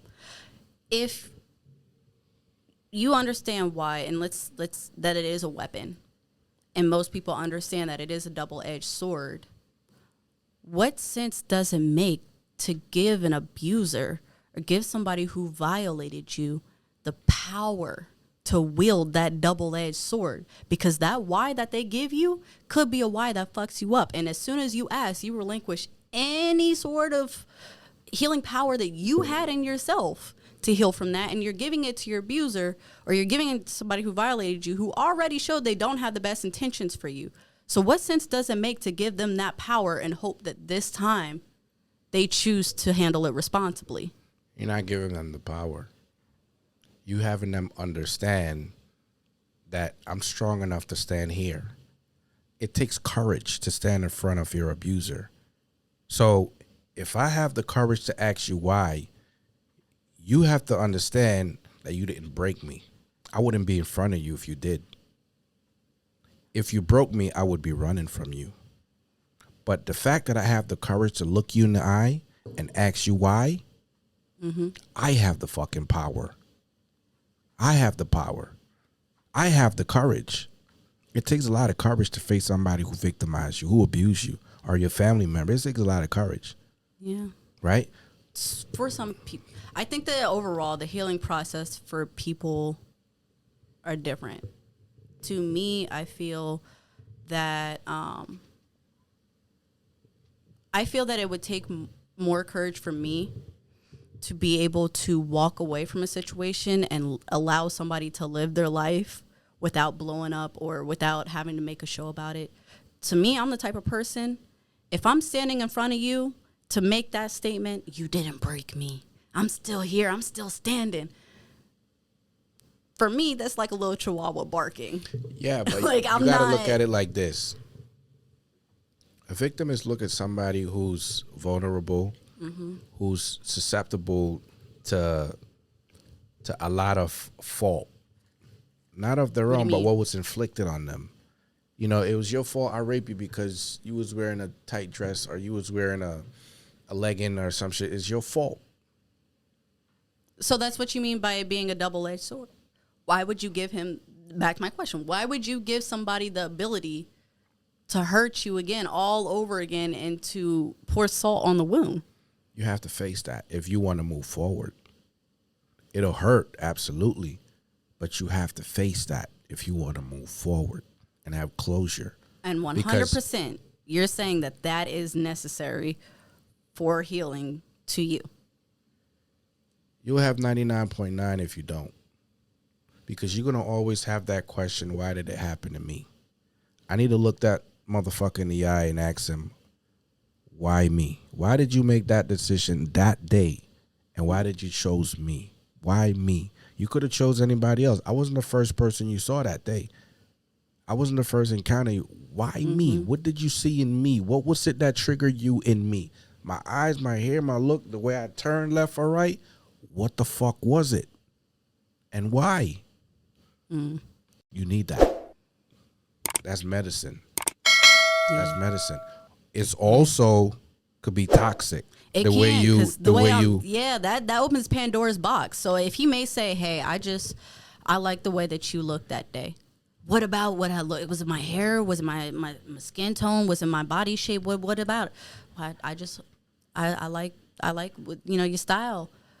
Okay, but have you done this to somebody before? Da da da da. And it opens Pandora's box. And so for me, I feel like that why keeps going on. You ever talk to a toddler who asks you a question, and then you answer, and they follow up with but why? You get to the point where you're like, oh my god, go take a nap or something. That's why I feel like for me, that's where the why goes. For those who has the courage, everybody can't do it. For those who has the courage, okay, there is closure in that why. For some people, there is opportunity in that why. For some people, not all, but above all, you have an explanation. You have an explanation. You need the explanation. If you're not going to get closure, if it's going to hurt you, at least you have an explanation. Okay? Okay. And that works for you, making it personal. You feel that for whatever situation, whether it was your friend, best friend, you feel that in times that you've had closure, you've been able to heal faster and overall more when you have that why. It makes you stronger. It makes you more capable. It makes you stronger. Definitely stronger.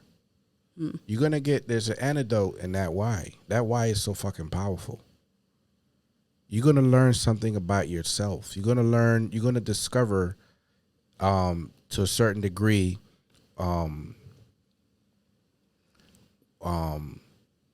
you're going to learn to a certain degree exactly the challenges that you was faced, how you dealt with it, and how did you move forward with that. So you're dealing with the challenge of asking the why. It's a fucking challenge because you don't want to ask that. It's a challenge. It's a why. Yeah. But then you got to deal with also how you going to overcome that. How you going to move forward from that, right? So you also learning something about yourself. How strong are you to move on from the fucking why? How strong are you? So now you moving on. You just learn how strong you are. So the why that's what I'm saying. It can help you. You know what? I'm starting to agree with you. I'm starting to realize that I do have that why, but I'm also realizing that the reason why we keep going back and forth is because I don't think that, for me, that why has come from the actual person who's fucked me over. And in situations that I think that, like, damn, that really fucked you up. Like, damn, they really fucked with your trust. They really, damn. When I think of certain situations like that, the why doesn't come from them. The why comes from God later on down the point, down the line. I'll realize, like, oh, God, I went through this so that I could learn this. The why of the situation is because I moved like this, which put me in this position, and that's how that was able to happen to me. So the why was don't blame yourself. A, B, and C. Don't blame yourself. Don't blame yourself. That's more of the how. And I'm not talking about, like, again, it's different for situations of abuse versus just a fucked up situation. You know what I mean? And so when I say the how, I mean for situations where people are fucked up. When you get to abuse, I don't think that it's healthy to ask you, what did I do? But I think that why comes from God. For me. Nigga, if a motherfucker hurt you, the first question out of your mouth should be why. In a serious situation, it is. Actually, no, in any situation, it is. I'm just saying that at the end of the day, the why does not matter so much as how am I going to heal. That is true. But you can learn something. You can learn something from it. I agree. Now, why do women feel the need to accept a man who has not demonstrated their best interest? He just there just to be there to control you and make sure you don't move on to the next nigga. He's not really there because he unconditionally love you, he unconditionally support you. He's there because he would feel fucked up if you move on to the next nigga. He's like a toxic leech. Why they stay? Why are you staying with them? I think that comes down to what we were talking about earlier, not knowing the difference between a hurdle and a hindrance. And if she don't know that, like, hey, this is really who he is, like, period, he don't care about me, then she probably he has potential, but when it's good, it's good. Why are these women so fucking naive? Why are they so fucking naive and gullible? Like, you so fucking naive and fucking We're gullible. so gullible sometimes. Fuck. Shit. I think it just comes with Like, experience. a lot of these women who getting fucked over, I mean, some of y'all motherfuckers, I ain't fucking hate to say you deserve it, motherfucker, but you put yourself in the position to get fucked over, my nigga. You know what? I'm going to talk about me specifically on that one because I can't, some situations I can't justify. For me, I feel like I put myself in that position just because of lack of experience in certain things. And so for myself, especially when I'm dating a man, I prefer to date up. And What do you mean you prefer to date up? older. How old? 10, 20, 50, 30 years your senior. So now, Motherfucker, don't jump past that motherfucking question. What kind of how old? Fuck. so are you asking what my preference is now, or are you asking like just Yeah. period over These over time, niggas what want to am I- know. They watching. They gonna be like, yo, I'm trying to holler at you. Where do I fucking fit in? Talk to them, okay? And by the way, none of the shit I'm talking with applies to my wife. It applies to your bitch, okay, and your motherfucking relationship. So I don't want to hear none of y'all crying about none of this other bulls. Y'all sensitive motherfucker. Well, anyway, Let them know. go ahead. So now I feel like 8 to 10 years. I think 10 years is kind of like that cutoff for me now. But I would prefer to date somebody older than me. So put your I age out can't there. see my. They wondering. Put your age out there. I'm 24. Okay, so you prefer 34, Yeah, 40. 30. Now that's kind of getting up there. At one point, I was able to do that. Now I didn't. What was change? He fucked up. He couldn't fuck you right. No. Well, so here's the thing. At one point, I was a whole sugar baby. Been there, done that. How did that go? Actually, I almost got married before. So you And that's liked something it. coming You from- liked that position. Yes and no. What was the no? The no was overall. First off, the relationship was rooted in finances, like any sugar baby, sugar daddy. So what's the problem? So the problem was when I was thinking about marrying him, the more that I learned about him, the more that I realized, oh, you have a lot of debt. Your property taxes are high. Give a as fuck. fuck. He's taking care of you. So it was a situation where he was diagnosed with cancer. Sorry. He was older when we first met and we had that arrangement. And I knew full well that was the type of situation. And he knew full well, like he was in that stage of his life. Like he was old enough to be my grandfather. So you was his there son for was the literally money. my age. You Yes. you was there for the money. Yes. And so when we first met each other and we sat down and talked about it, and I don't think a lot of people talk about sugar babies, sugar daddy. It's like that. So your face, I'm sure a lot of people about to be making. So if you are serious about it and it's not just you find somebody on Twitter and they say they go cash app you. No. For an actual arrangement, when you sit down, you come at it like at a business relationship. You say what it is that you need. No, I need this weekly allowance. I need House. this. Yeah, housing, Utility this, that. bills. Yes. And so you say what it is you need. It's stipend. Yes. And you say exactly what it is you're willing to put up with. Really? Yes. And so you lay those ground rules down From the jump. from the jump. And if you're serious about it, it's not something that happens over text or a quick little, well, on the phone, well, I guess I could da-da-da-da-da. I don't really feel comfortable right now doing this, but maybe later. No, like you straight up say, this is what I'm willing to do. This is when I'm willing to be there. This is sexually what I'm willing to do, if anything at all, blah, blah, blah, blah, blah. And so you lay it out. So we had that arrangement and we both knew what was up. What was some of the stipulations? JJ. Nigga wanna go, nigga.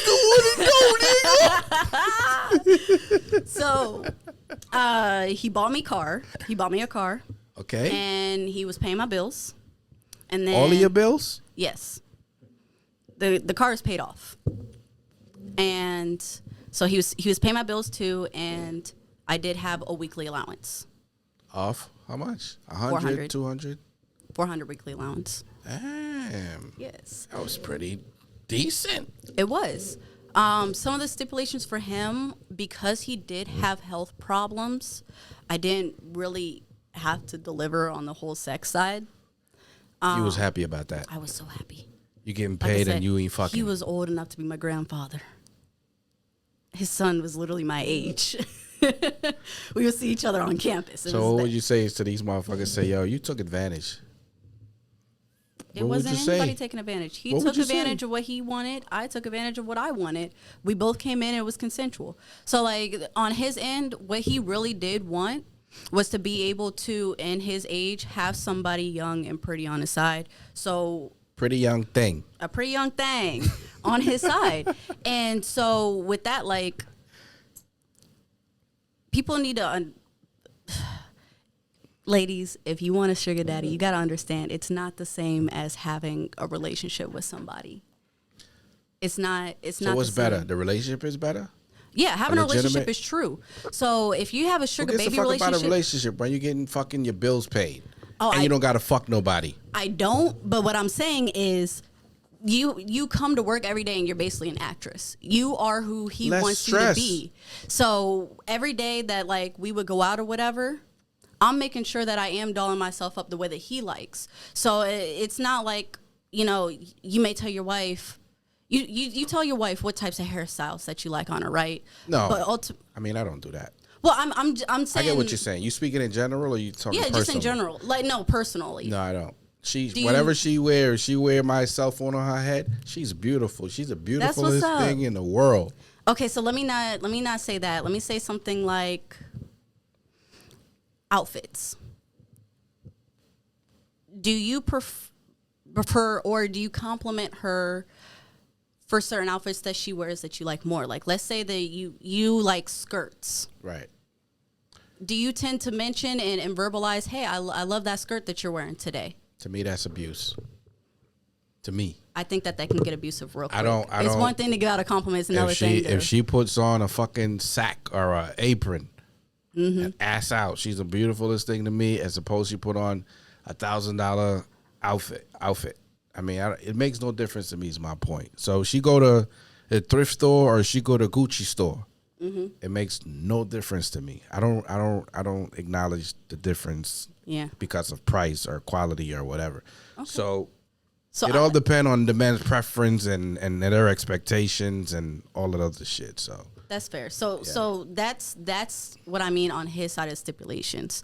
That's a true relationship where y'all come together and whatever it is, you may have certain things that you're like, wow, you're exceptionally beautiful today.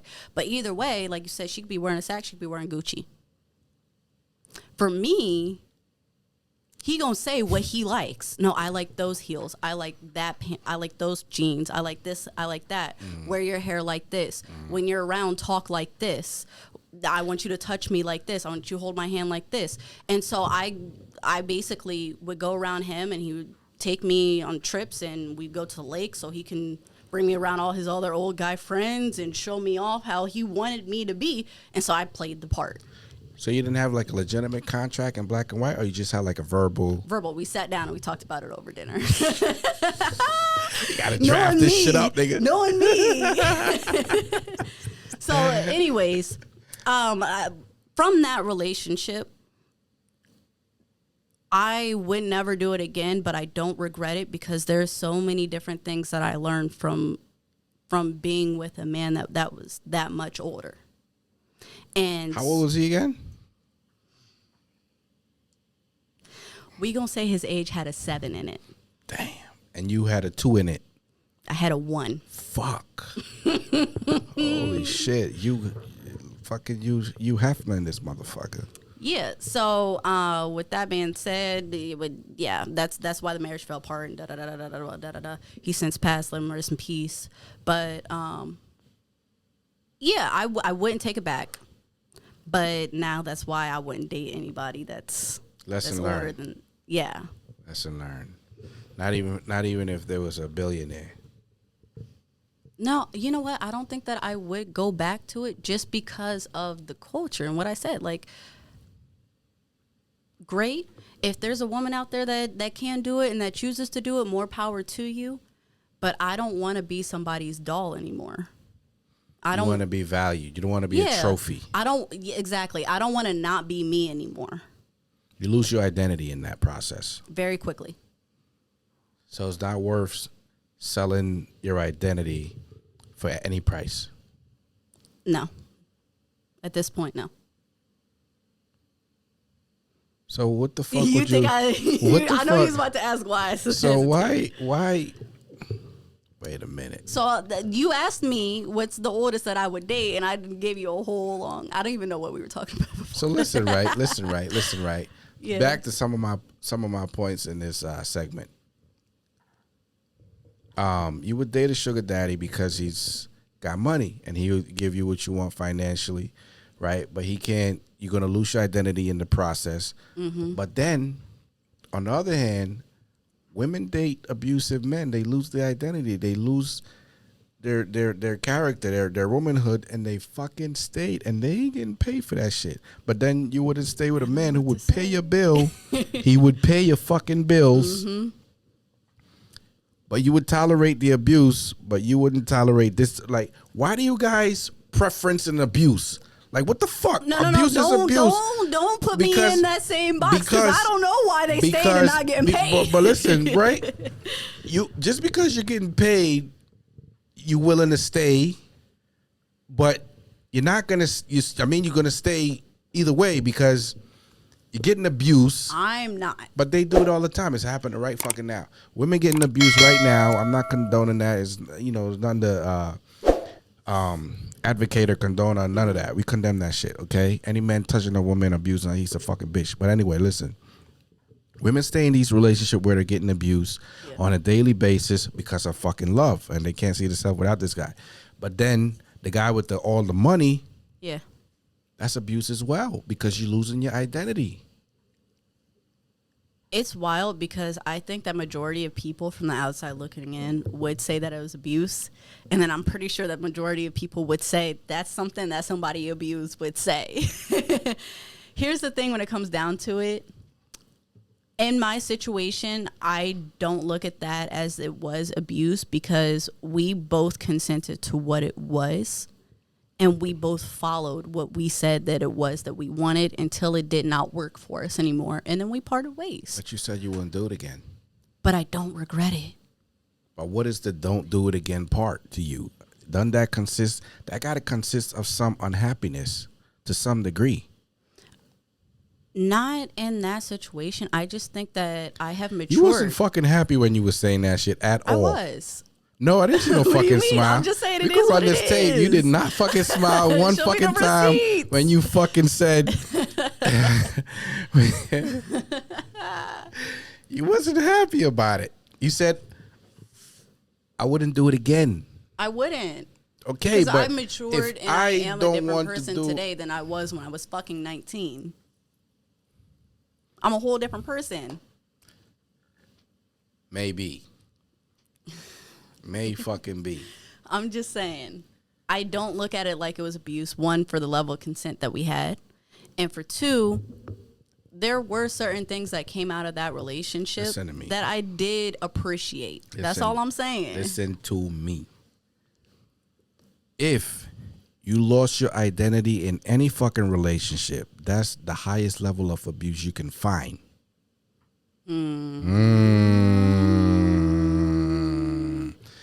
You just acknowledged earlier when I said that you lose your identity in there. You said yes. How the fuck is that not abuse if you're losing your identity? He didn't take it. That's the difference. Give a I fuck gave how it the fuck it away. went. That's different. That's still abuse because he set you up in a predicament, in an environment to lose that.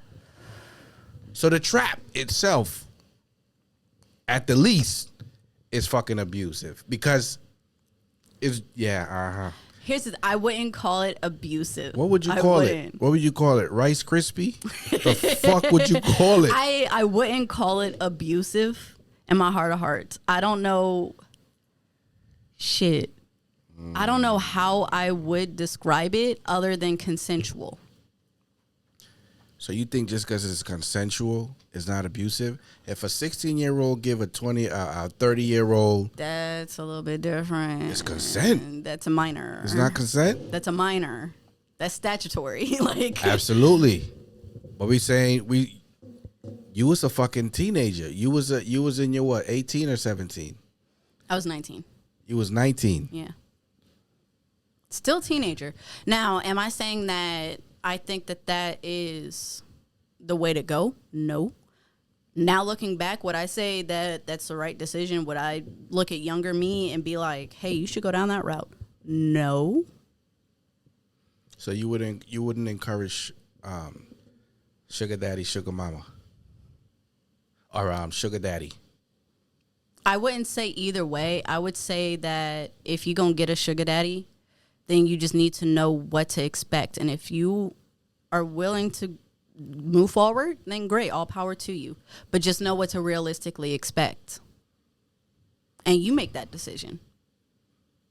You can't. I made it, and I feel it turned out all right for me. You know what I'm saying? I had my rent paid in Scottsdale for some time. You know what I'm saying? I was at the lake. I was going on trips. But what was the downside to that? And the downside to that, like I said, is that I was his trophy. But you didn't appreciate that. I see it in your eye. Say it. You didn't fucking appreciate it.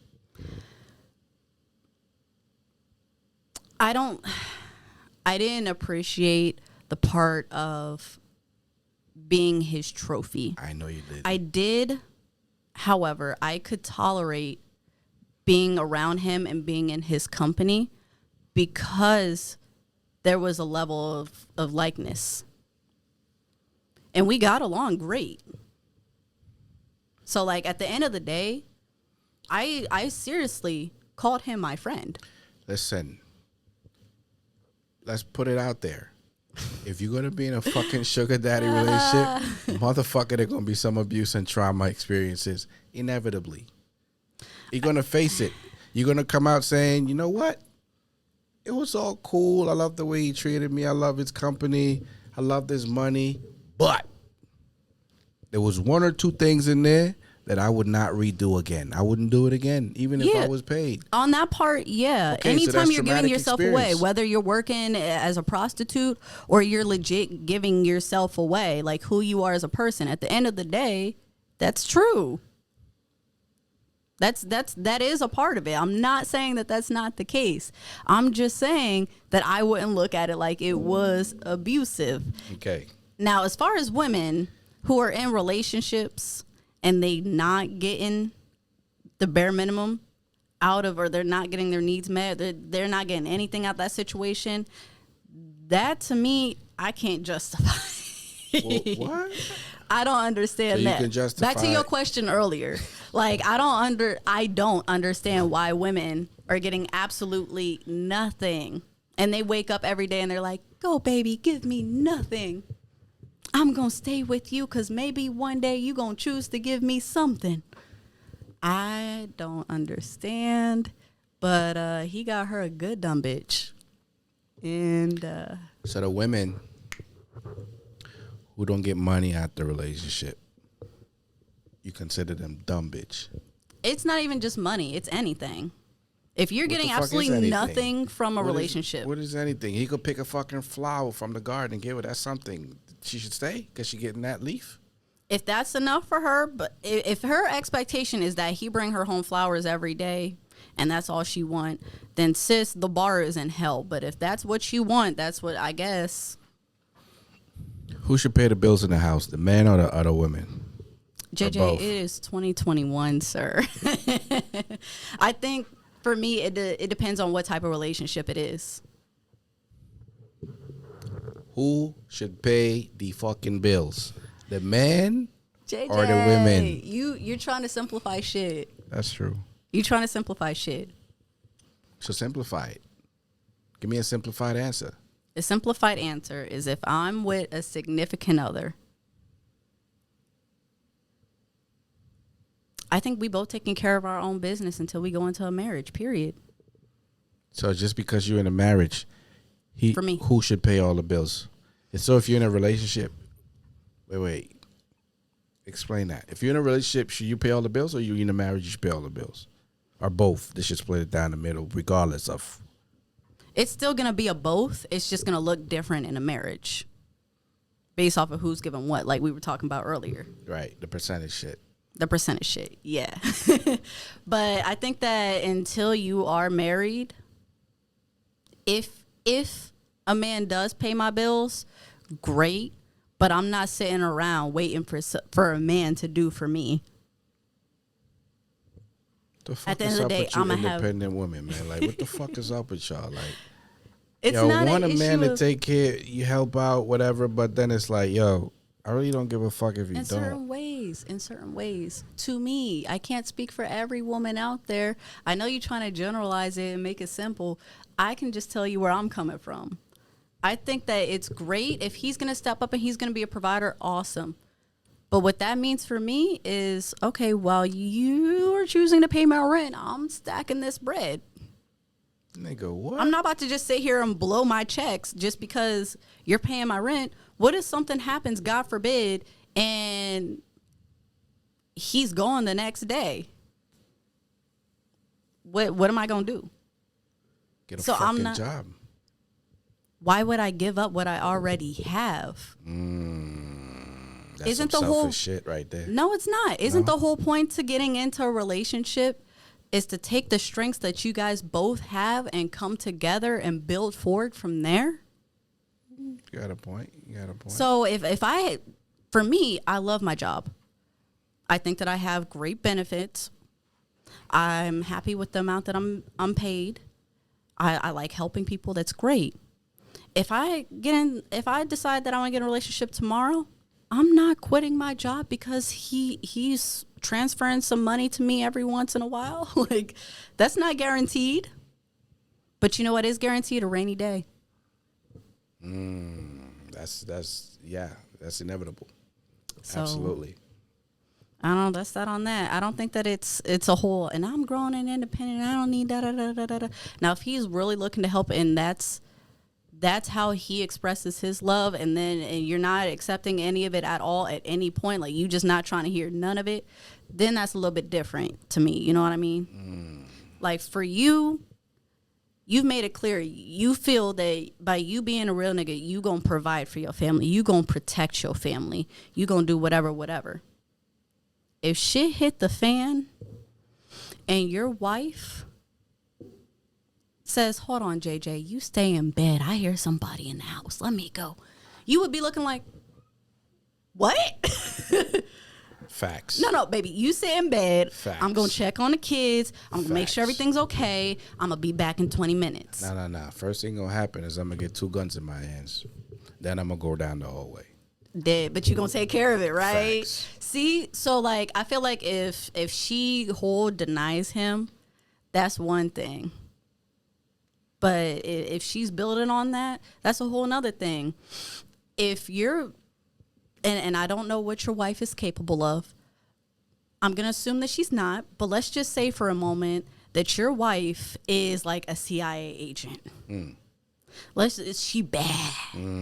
Like she's a black belt and she know all these different types of fighting techniques and she's a sharp shooter, this, that, and the third, da. Yeah, I understand you still protect her, but should she not use those skills that she has because you're a protector, or y'all both gonna grab them guns and be Mr. and Mrs. Smith and deal with it? I'm gonna go in my closet, come out banged up with the hammers. She gonna stay in the room. Okay? Even if that's what she literally does for a Give living. a fuck. I'm the man. In my head, I die before she die. That's my mentality. I will die before she get a scratch on her. I can live with that. I can't live with she going down that fucking hallway. If her name is Bruce Lee the third. It's a no from you. I can't live with it. A That's lot of kind men of a could. double standard, JJ. A lot of men could. I can't. I'm the manly man. I'm one of them manly men who gotta pay all the bills, gotta spoil your ass. I make the decisions, type of shit like that. If a shadow run across my house and I can't identify it, I'll be the first to go at it. Yeah. That's me. Okay, so let me ask you a question. For men that have your mindset, and I'm not talking about you specifically, but men who do have that mindset, do you think across the board for men, they are double standard about it, or do you think that men will respect a woman in that way too? So if a woman's like, I don't care, I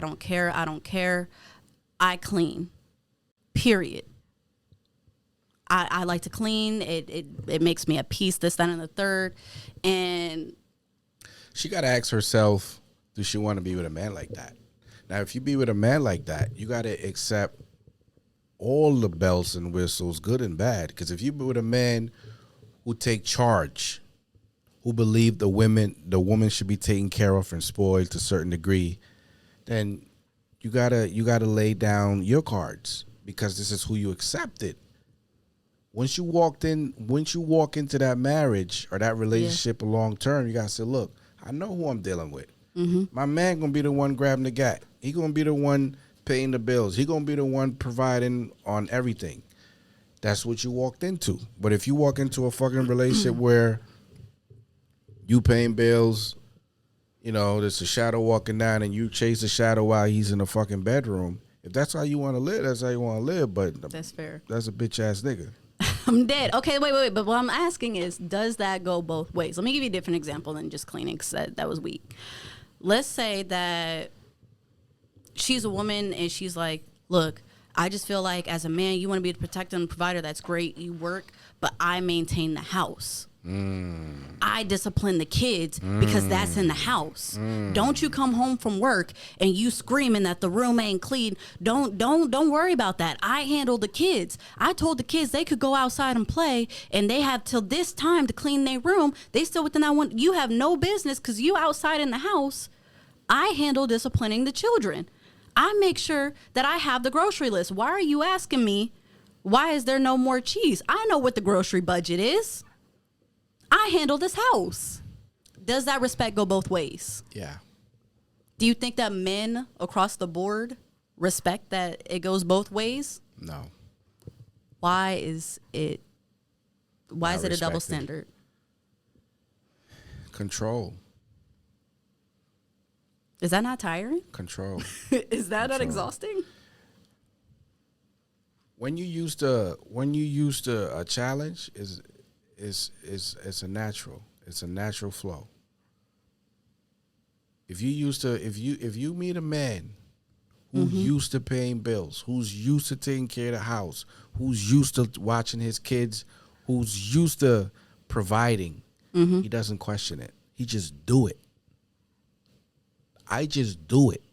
Wife will tell you, I just do it. Before she know it, everything is paid. I just do it. If something breaks, she just know when I fix it. She doesn't know to call the guy to fix it. She doesn't do that. So she's with a natural provider, a natural protector. It has nothing to do with her. It's naturally who I am.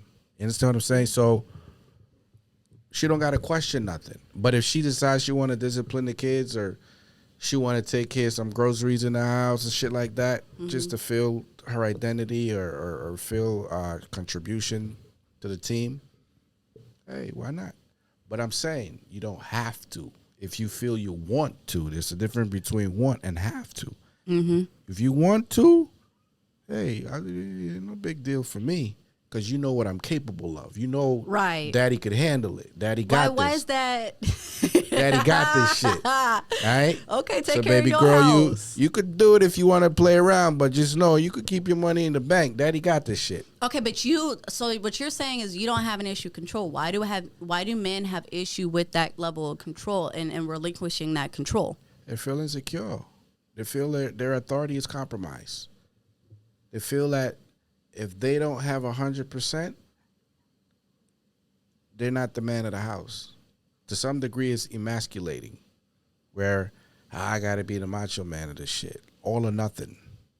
But if I give up 5%, I feel that to some degree it's disrespectful to me because I'm supposed to control this shit.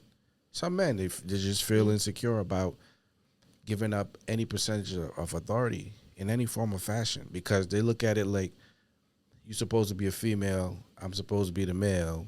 Mm-hmm. You're inferior, I'm superior. Well, first off, that's a whole different. We could go down that.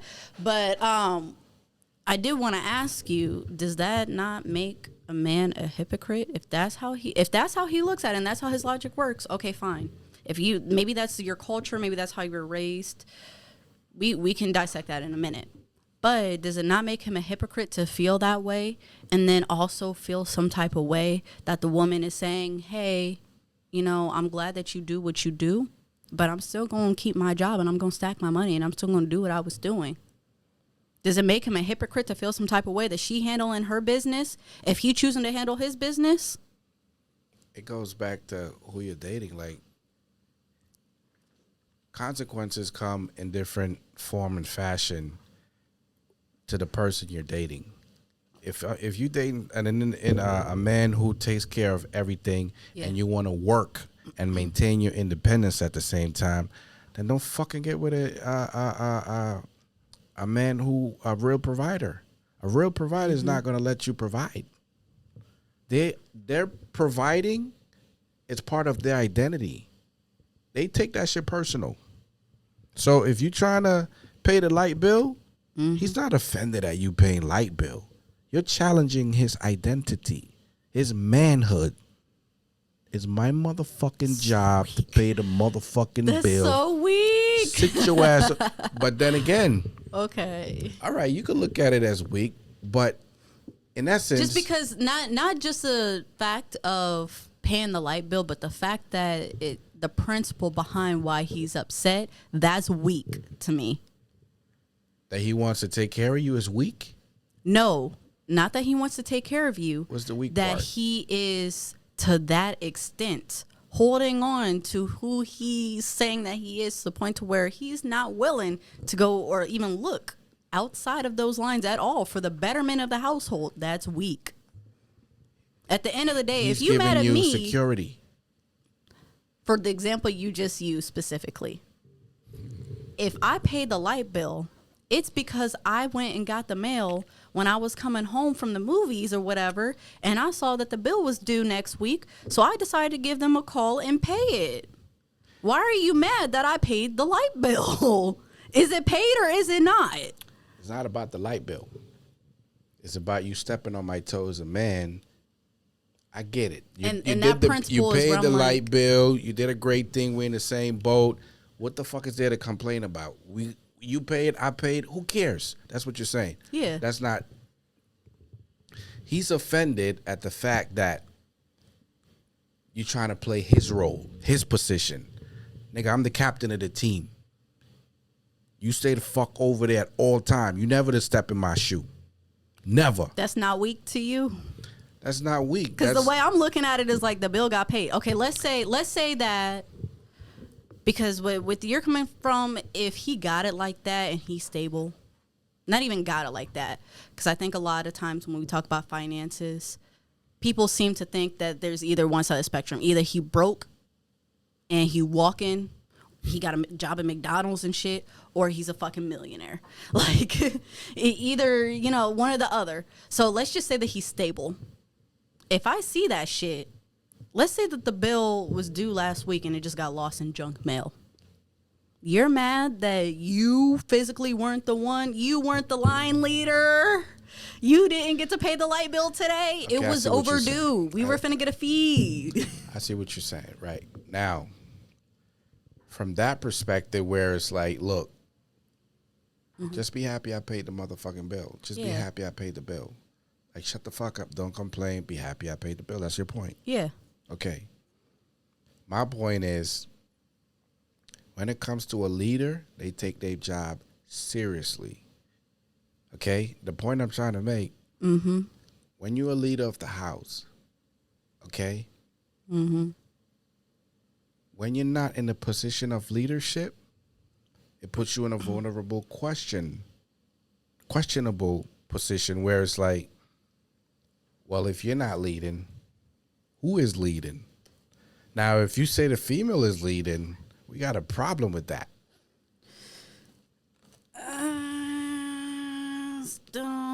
First off, I want to see myself. Look, for a man who the bitch ass niggas gonna agree with you, and the real niggas gonna agree with me. Fuck the ones in the middle, because at the end of the day, real niggas gotta hold down the motherfucking household. I don't give a fuck how you look at this shit. Yes, it's okay for a female to pay. Yeah. Yes, it's okay to go half, but a real nigga will tell your ass, look, leave your pocketbook at home and bring your ID. Motherfucker, I got this shit. That's the same thing that goes in the household. Okay? Put your money in your savings account, boo-boo. The king, the big dick nigga around here paying these motherfucking bills. Okay? The only time you open your mouth is when you want my dick inside that shit. Now shut the fuck up. Slap your ass, take some dick. Here we go. Oh, fuck no. I knew at some point you had to start tripping, JJ. You had to start with that shit. Look. I'm gonna give you an example.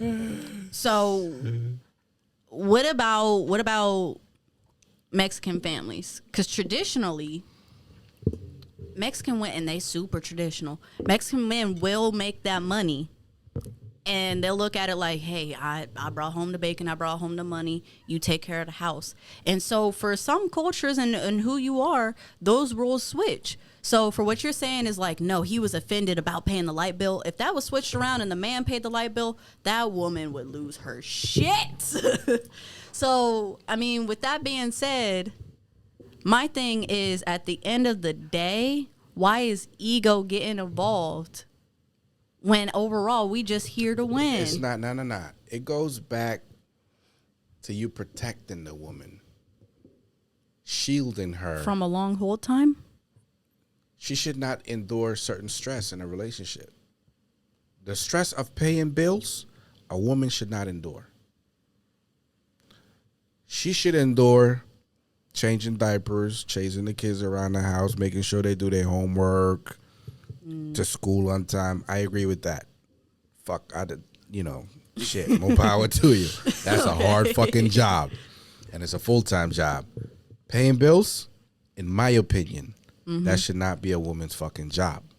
So you think in today's day and age, for the people who like me, who finds dudes who are like-minded, and they split those duties, they're like, hey, let's both, you like your job, I like my job. We go to work, we come home, we figure out what the budget is. We both be cleaning the house together. We both be making sure the bills be paid. We both be making sure that there's gas in the car, this, that, and the third, da, da, da, da. For people who split. He's half bitch and half men. He's a 50% bitch and a 50% man. Okay? I'm telling you. All right, JJ. You never meet a real nigga. He pays all the fucking bills. See, but I don't want a man. You guys like are so that fucking conditioned and watered down to these little half-ass 20% niggas around here. You don't fucking understand what the value you're giving up. You're giving up. You still gonna give, but you're not going so much value. But I have to take on other shit that I don't want to take on. Here's the thing about a man who provides and who brings money home and this, that, and the third. I'm not saying you, but probably at the end of the day, for a man who makes a good amount of money at that and is stable, there are just certain things that he expects out of a woman. When you are traditional and you have traditional gender roles, a man does this, a woman does this, there's a certain expectation. And within that expectation of what women do, there's some things in that I would like to pass along to a man. And I'm willing to trade some of the things I have to do for some of the shit that a man has to do. Like what? I am more than happy to clock in for a job. That's fine. When I come home, I fucking hate washing dishes. Get a JJ, dishwasher. I don't like dishwashers either. The fuck is your problem? Modern technology. Welcome to the real world. I would rather clean a toilet, the biggity back of the toilet, than wash a fork. What the fuck? What the fuck did a fork did to you? How was you traumatized with a fork? It is trauma. I told you once upon a time I come home. I come from a military mama, right? Yeah. Yeah. So chores wasn't done. Dishes wasn't washed right. She pulled everything out that bitch. Everything out the whole house. Okay, Sierra, you get to try again. So every day that week, pull everything out. I'm like, I'm washing this Tupperware we ain't used in 9 months. I'm fucking sick of that. So I hate washing dishes as an adult. She fucked you up. She fucked me up. She fucked you up. If a man want to come home and he want to wash them dishes, then I can go ahead and make sure that when that little APS box is beeping, I'm going to take it with me tomorrow and stop at the Fry's on the way home and put $20 on it. That's fine. So I never have to wash a plate. That's okay. That's a fair trade-off to me. Look, I'm not saying traditional settings is not good, it's not acceptable. Mm-hmm. I'm just saying it depends who you with. Okay? Mm-hmm. I'm different. I don't like a female doing shit for me. I'm different. And when I go out, or if you're with me, I take care of everything. Everything. Mm-hmm. And I mean fucking everything, right? That's me. So it's hard for me to look through these lenses at a man that barely wants to pay a fucking tab or pay a couple bills in the house. My nigga, how? You a fucking man. You don't understand the fucking consequences of your fucking existence? You are a man. I'm going to play devil's advocate for a minute because as much as we've been going back and forth this whole show, I do agree with you on that point. As far as the premise of men out here will claim that they are a manly man and not be willing to do those things. And I don't know why. How are you a manly man? And that's cool and all, right? That's cool if that's who you say you are. I takes care of mine and da da da da da da da da. But you don't. Okay, but when I just told you that I got a nail in my tire, you told me to go fix it. You told me to go up to the discount tire. Like, I tell you, man, I'm sick of these little bitch ass Barbie doll, motherfucking fake ass niggas who tell they female, go outside and move shit around over 50 pounds, over 30 pounds. Nigga, you a bitch. I hate these niggas who motherfucking do shit for these females and then throw it in their face. Nigga, you a bitch. I hate these niggas who motherfucking provide for these females, throw it in their face, and then try to come home and expect a female to be happy with you and you supposed to have a cooked meal. Nigga, you a bitch. Mm-hmm. Understand what I'm saying? And that's another thing that I think a lot of women who are the independent women, I do like that because I know what type of, I know you talking about like the Tyler Perry ass bitch. Yeah. Yeah. So for women like that, I think that whether they've been hurt or not, they not going to give the man an opportunity to hold something over their head like that. No, and listen, that's fine. Listen, let me tell you about that. When you do something in your relationship or your marriage, the worst thing you can do is bring it up. The worst thing you can do. Real niggas don't bring it up. Yeah. Never bring it up. Real niggas do not bring up what they do for you. Whether they do it today or 30 years later, you ain't gonna hear about it. That's a real nigga. Okay. You can't find him. He come in special edition. Okay? These fake ass, little weak ass, punk ass niggas trying to be a real nigga or trying to be a man, they're gonna throw in your face every chance they get what they do for you, what they have done for you, and what they're gonna do for you. That's a bitch. Okay? I'm not disagreeing with that. We on the whole same page. Never. I would never throw in my wife's face what I done for her. Nigga, that what? part. And I feel like it's the men who do the bare minimum that do that shit, and that's what adds insult to injury. Nigga. Now, if you've been, I'm not saying that it's justified or whatever, But I can understand if a man been taking care of his woman for the past 30 years and he got to check her on some ungrateful shit. Let's say she want to go on vacation to Bahamas and they just got back from Cancun and she mad because all her homegirls done and this and that and the third. And after 30 years, he checks her like, have you ever had to pay a bill? Have you ever had to worry? Have you ever fell asleep in a cold house? Have you ever not had your little nails done? Have I ever not, did you not have money with what you need? Did the kids ever go without? Da, da, da, da. If he brings that shit up, at least that's, and you don't hear situations like that.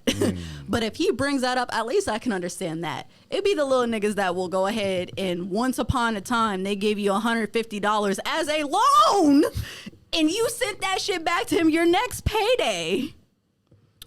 Oh my God, you always tripping and da da da da. You can't even just chill. I'm getting my bread up. Like you act like I don't help you. Remember that one time when I da da da da da da da da da.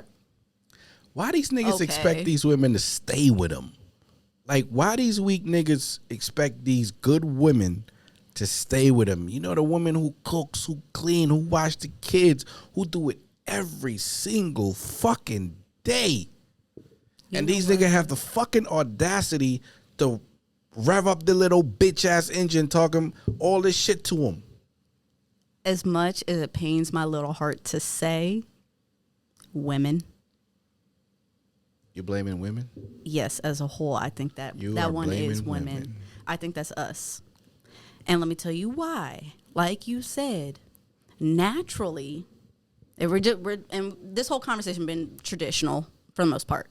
So keep on that same thing. Naturally, men are protectors, they're predators, they're the go-getters, and they take what they want. So with that being said, men on being some hunters, they're the ones that go to the club and they walk up to the group of women and they'll holler at them. They're the ones that will do what they can to get a woman. They're the ones that put themselves out there, and then women pick and choose who they want.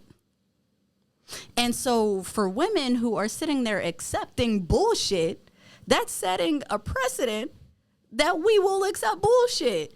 And so when some little boy gets hyped up and thinks that $150 is all he needs to buy his way into a perfect life and not do shit, not provide shit, not be there emotionally, physically, spiritually, he doesn't understand what the fuck a love language is. Nothing. That is because women allow it. Men will only get and do what women allow. And we've allowed some bullshit to slide. Why do women be dating a guy 10 years, 5 years, then they meet, the guy they're dating can't provide shit, or they provide bare minimum. They provide bare fucking minimum. They just pay some of the bills and put food on the table. They got a little Honda Accord. And then you got the female who, no matter what he does, is never enough. Is never enough. So she seeks the other guy who drives the Benz. He drives the Accord. The new guy drives the Benz. And the new guy could put her in Gucci. The Honda Accord guy, the guy who's been with for 4 or 5 years, could only afford Payless or some shit like that. Why not just fucking leave? Why she jumping over to this nigga with the American Express card? Right. Most of the time, I think that for 2 reasons. For one, a lot of women out here are just happy with the ring. They just want the title. They just want to be out here, my husband and I, and they just want to be that person to be able to say, my parents were married for 30 years and I've been married for 10 years. And, we're a team and blah, blah, blah, blah, blah. And they want to flex. Just about social status. Exactly. So I think that it's either that, or women will sit here and drive themselves insane with the delusion that potential at some day is going to come to fruition. And one day, Mr. Payless gonna get his bread up, and you're going to go from Goodwill to Gucci. One day. Facts. Shit happens. Shit happens. Shit happens. Abso-fucking-lutely. But men are only gonna do what they allow. It's, you know what I mean? You agree with my point? Like, if Mr. Payless is not pushed to be any better, both intrinsically or by her, Yeah. why would he not do anything better? Right. Absolutely. Different scenario, different relationship, different expectations. You know what I'm saying? You're going to get different outcomes every single time. Okay? So choose a man based on proven facts, not assume expectations. Okay? Because the only thing you can go on is what the fuck he did and not what the fuck you expect. Fuck what you expect. You could expect him to take care of you or put you in expensive shit all day long. Okay? Have you seen him do that before? No. So what the fuck you getting expectations for? You don't know if he could do that. Mm-hmm. You could expect shit all day long. Go with what you see. Date a man for a little bit and see what he's capable of. See if he can put you where you want to be. If he can't, don't jump into a committed relationship. Don't get married. You know what I'm saying? He ain't for you. Okay? You know, I got a question for you. Because that part, I agree with it. I think that there are a lot of situations. I don't think that every woman jumps in a relationship with just a deadbeat from the start. Usually what ends up happening is the man sweeps her off his feet like men do. He's everything. He provides everything. He does this, that, and the third.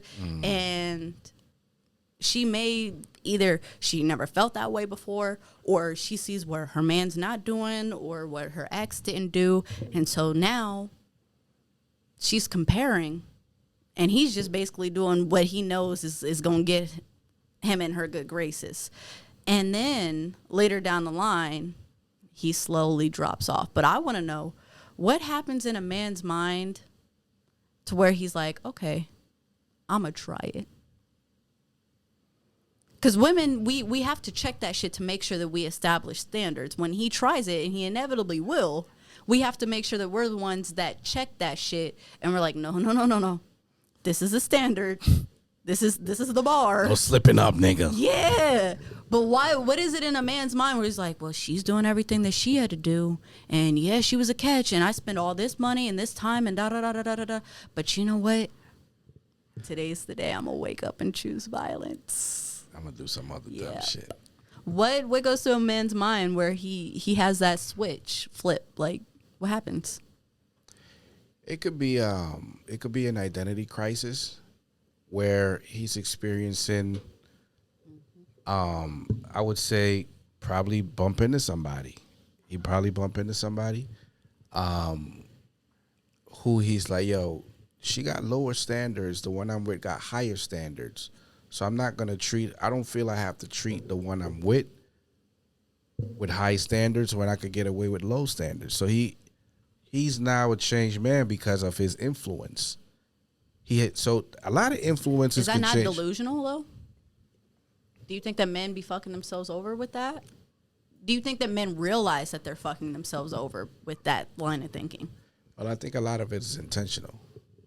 Where they're like, yo, I'm tired of trying to keep up with your ass, yo. Like, you're a high class, flying fast, can't suck a dick right. So I need to, like, stop trying to put in my all into this shit. Like, nah, you ain't worth all of that. You feel me? So it's like, I'm gonna cut back a little bit. It's gonna be a lot of cutoff around this motherfucker. Why? Why do men only think like that with a woman, though? Like, let's say we all know how y'all men get with your cars. Mm-hmm. Let's say you rolling around in your Benz and your nice sports car. You take care of it. You vacuum it as much as possible. You got the nice little black ice. You know, it's nice. At no point do you ever wake up and be like, you know what? I like my car, but I'm fucking sick of this maintenance. I'm finna put unleaded gas in this bitch. Y'all don't do that with nothing else. So why do y'all do that with women? just want to change. You want to change because, some men, I'm not speaking for me, but some men, they get tired of the same shit. Like, he's tired of seeing your face 5 days a week. Maybe 3 is his limit. That's fine. I might get sick of seeing you too, but that has nothing to do with effort. Yes, it do. Because he's motivated to do for you the more he wants to be around you, the more he wants to do for you. The less he wants to be around you, the less he gives a fuck. So he's looking at it like, yo, I'm only in your life 2-3 times a day. Why are you trying to get a full skill around here? I'm not trying to provide for you 7 days a week. I'm only seeing you twice. So if he started off providing shit for you 7 days a week, right? You guys was rocking real hard. Yeah. 7 days a week, giving you all types of shit, right? Slowly, he started losing interest, attraction.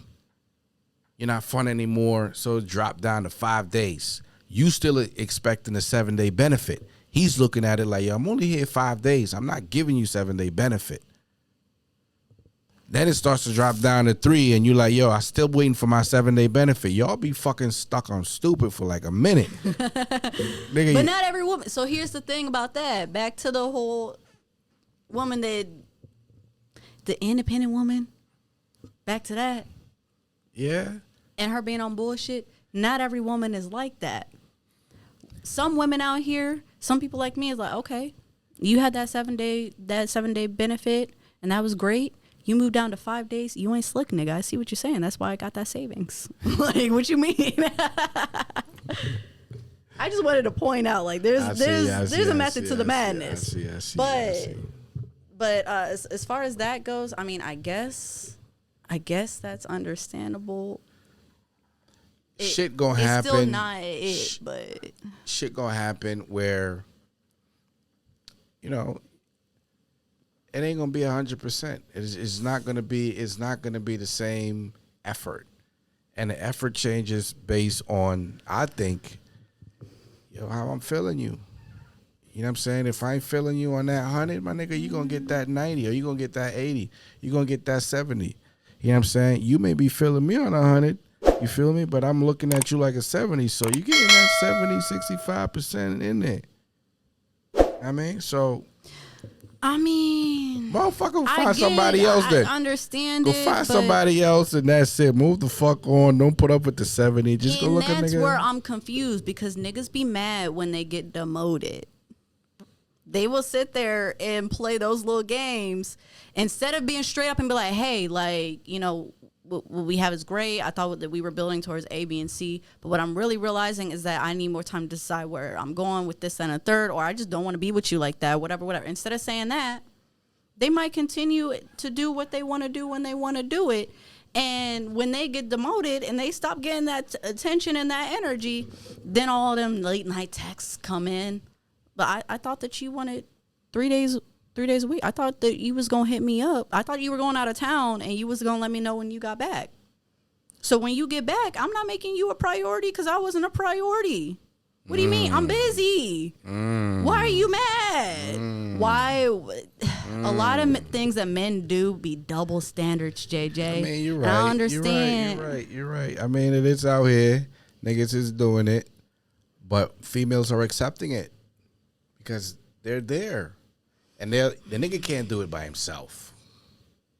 I'm not they set the fucking double standards. They started doing shit, and the female accepted it and still stay in a relationship with him.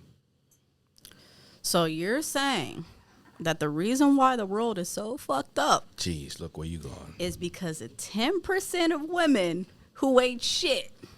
You said that shit. Is that no? I'm saying that's what you're saying. Nigga, I am saying there's females out here that allow these low performance, mediocre niggas to get in their lives and give mediocre performance, okay, that 50-60%, okay, and play along with it. So you allow the nigga to do this shit, he gonna do the shit. You know what I'm saying?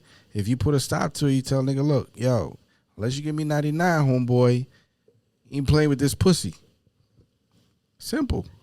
But they're allowing the 70%. They're allowing the 60%. That's why niggas do it, because they fucking allow it. Yeah.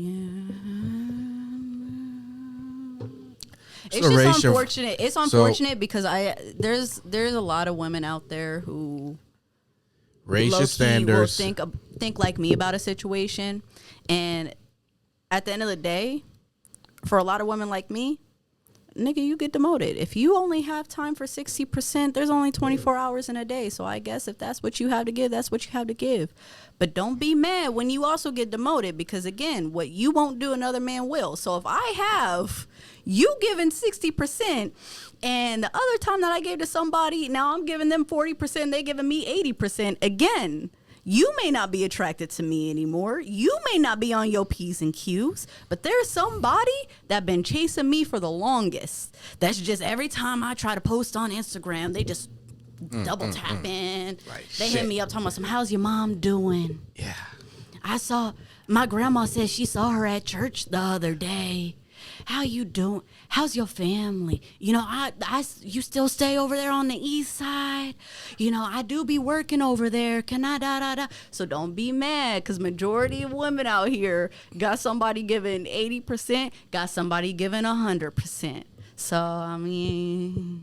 Yeah, it's true. It's true. I mean... That cookie never... It's no fun when the rabbit got the gun. That's all I'm saying.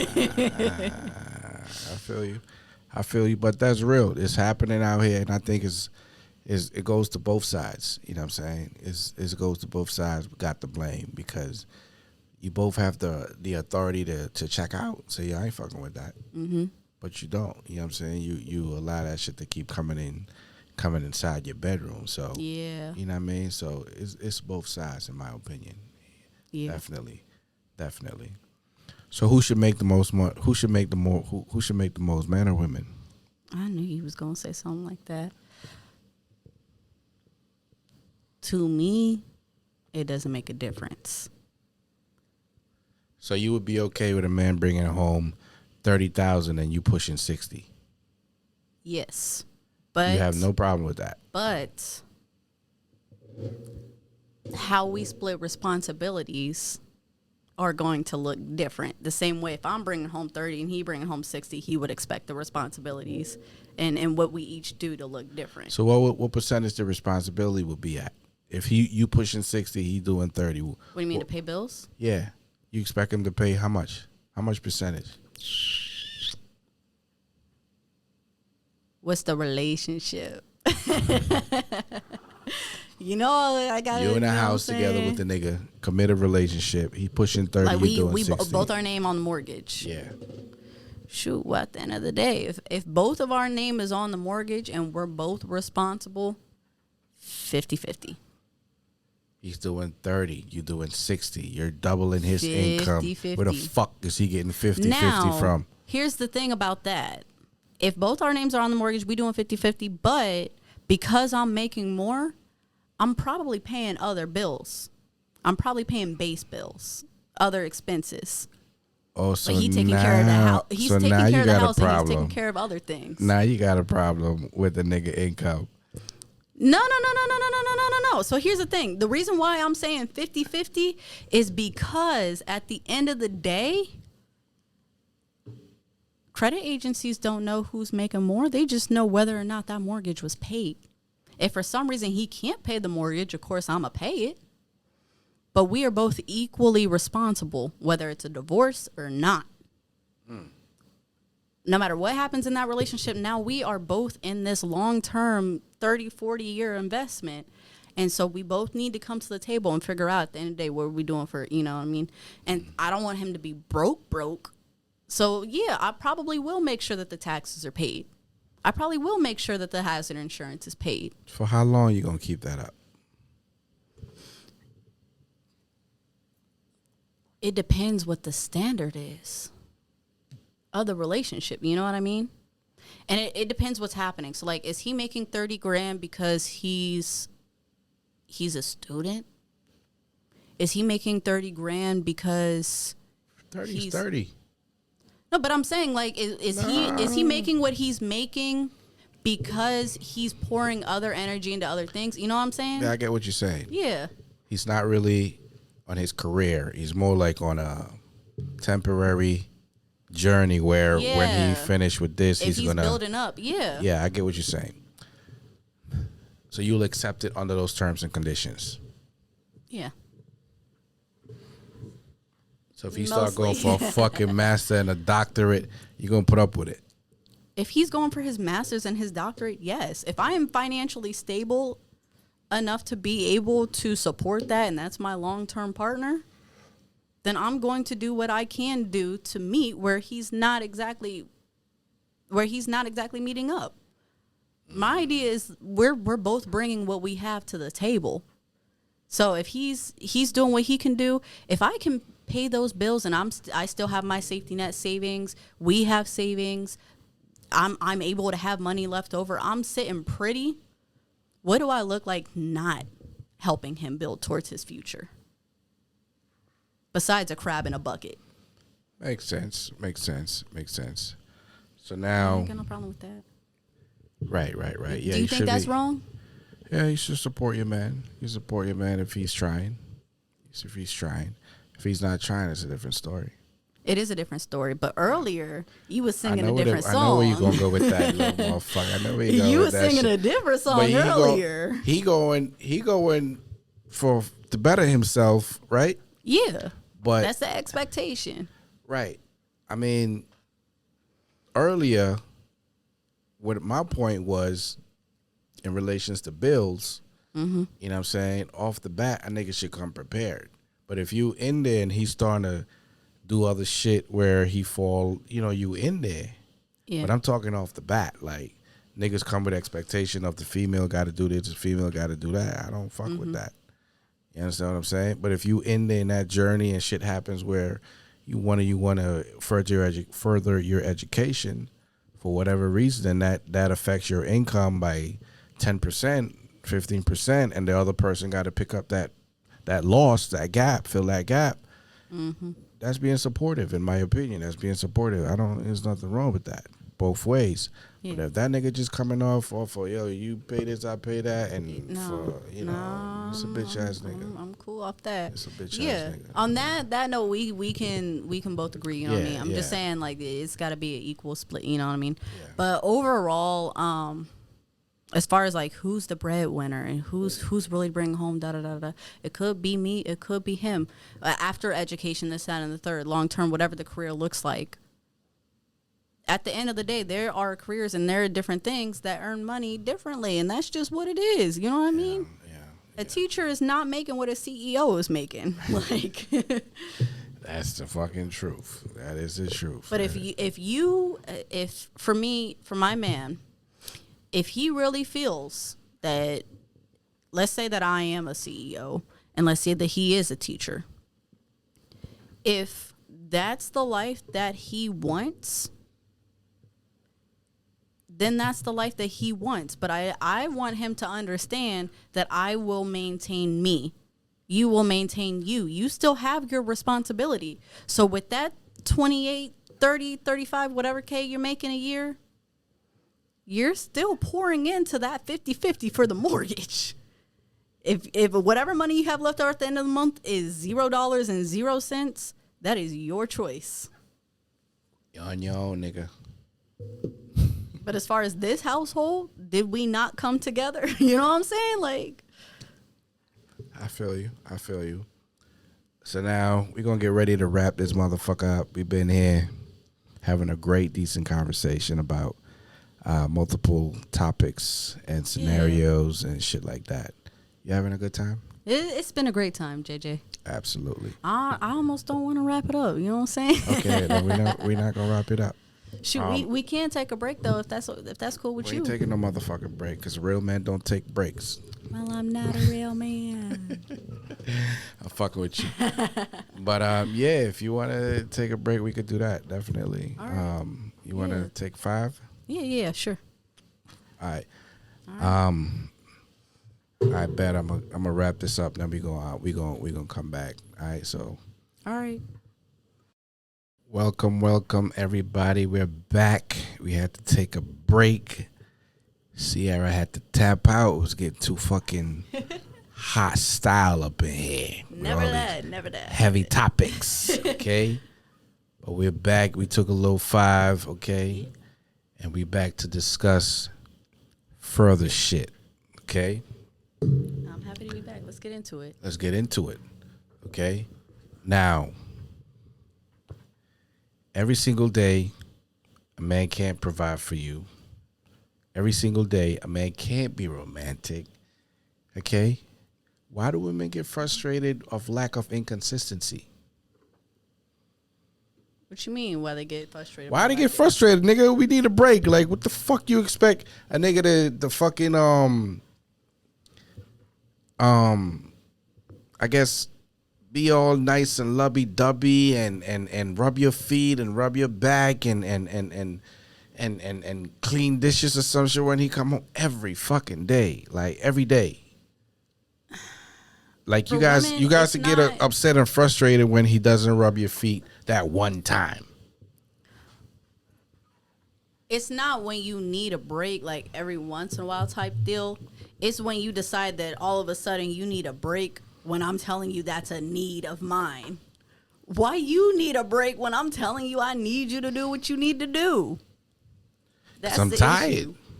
But that's the tired. issue. I'm tired. Tired. You know what I'm saying? Rub my motherfucking feet 7 days a week without a break. Cook my food 7 days a week without a fucking break. Fucking suck 7 days a week without a break. You do that shit for a while, you're going to get exhausted. I mean, you're going to get tired, but I mean, at the same time, there's a difference between a break and you just dropping every responsibility. And when it counts. Yes, I agree. Like, I don't expect my man to be rubbing my feet every day. Now, if he going to rub my feet every day, great. But if on Wednesday he decide he don't want to rub my feet because the game on, I'm not tripping over it. If the next Wednesday I had a long day and all I'm looking forward to is coming home and talking to my man and decompressing from bullshit that happened all damn day and I just want my feet rubbed, that's when you just tired and you just want to watch the game. Nah. You go ahead and watch them highlights. You'll be okay. You'll be all right. Nah, it's not the same thing. You got to watch the game live. It's nothing like watching the game live, nigga. Sit over there and shut the fuck up. So, why y'all got 21 question every time a nigga come through the door? Like, where you been? What you been doing? Who you with? Like, why women do that? Because I be bored. I be missing my friend. Hey, best friend, how was your day? And I mean, men probably do get annoyed with it, but hey, like, probably every time. Do y'all really want your woman to ignore you though? Interrogation is never welcome. Okay, I'm not saying interrogate That's what the them. fuck y'all be doing. I'm just saying interrogating. Like, I just be wanting to know, like, no, nigga. Listen, I want to know where's my food. I want to know how come my TV and my shower's not on. We're a sports center, nigga. I need something up there. I've been out all day. Listen, my man can come home and we can eat while I ask you how your day is. We can hop up in the bubble bath while you tell me how the day is. You want to be clean? We could be clean together. You want to watch TV? We could scroll through Netflix and look at the same fucking 4 shows and figure out how your day was. Yes. Gotcha. Women have high expectations and standard. You think they should lower them? Nope. Why not? No. Because at the end of You the ain't day, gonna fucking reach the guy with the $200,000 income, the 6'5", 6'7" guy. Okay, you're not gonna meet him. You're not gonna meet him. When you talk about standards as far as like shit like that, that's one thing. But I'm saying no, don't lower your standards as far as like what you expect from your man. Yeah, that too. So what I'm saying lower is, that shit. No. Yeah. I don't expect, and I do understand that there's some women out there. I'll tell you a quick story when I get down my point. But like, I don't expect my man to be making, and he gotta have a 6-figure income and his credit has to be this before he meets me and da da da da da da da. I have to have this, that, and the third. No. But since I am low maintenance, the very least you can do is fucking tell me how your day was. That's the least you could do every day. All I want to know is best friend. Simple shit. So no, I'm not going to lower my expectations on that. If you feel like when you come home, you want to eat and this, that, and the third, if I've decided that I want to cook, or I'll make sure that if I don't want to cook, that I ordered food or whatever the situation is, and we have an expectation, a standard, that we sit at the table every day. We don't sit on the couch to eat dinner. We sit at the table every day and review our day. Or we start the day with each other having coffee in the morning. Then that's what I don't want you to drop that shit. I'm tired. I don't want to fucking sit and talk about nothing this morning. That's fine. I just want to sit there, watch Sports Center, and chill. If you tired, you can sleep in and in bed. I can be like, Yeah, but you guys hey, get babe. frustrated at the lack of communication. Why are you not saying anything? That's my point. Like, you can't communicate during the commercial? No. Fucking 80% of a football game is a commercial. How many Bud Light commercials do you need? All of them. The same reruns from 2002? All of them. Oh, my gosh. Nigga, shit. Y'all don't understand. Like, I don't. excuse me. Y'all need 24/7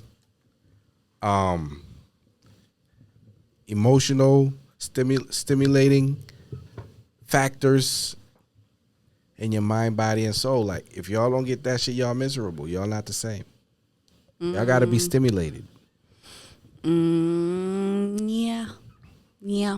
But, you know, men are the same way in different ways. Like, they have that same principle, but, like, in different ways. Like what? I found. Food. I mean, food. Yeah, I got to be stimulated with food. Like food. Food is my for number one example. thing. So, so I'm with this dude, right? And so he's a type. He's from here, but like family has Southern values. Okay. And so Collard greens. Yeah, not just on the type of food, but as far as how they treat women. So one thing about him is that like certain things that, like being a man, there's certain things that he would just do, period. So he was the type of person that his mom raised him that if you're like actually out at a restaurant, if your lady stands up, you stand up.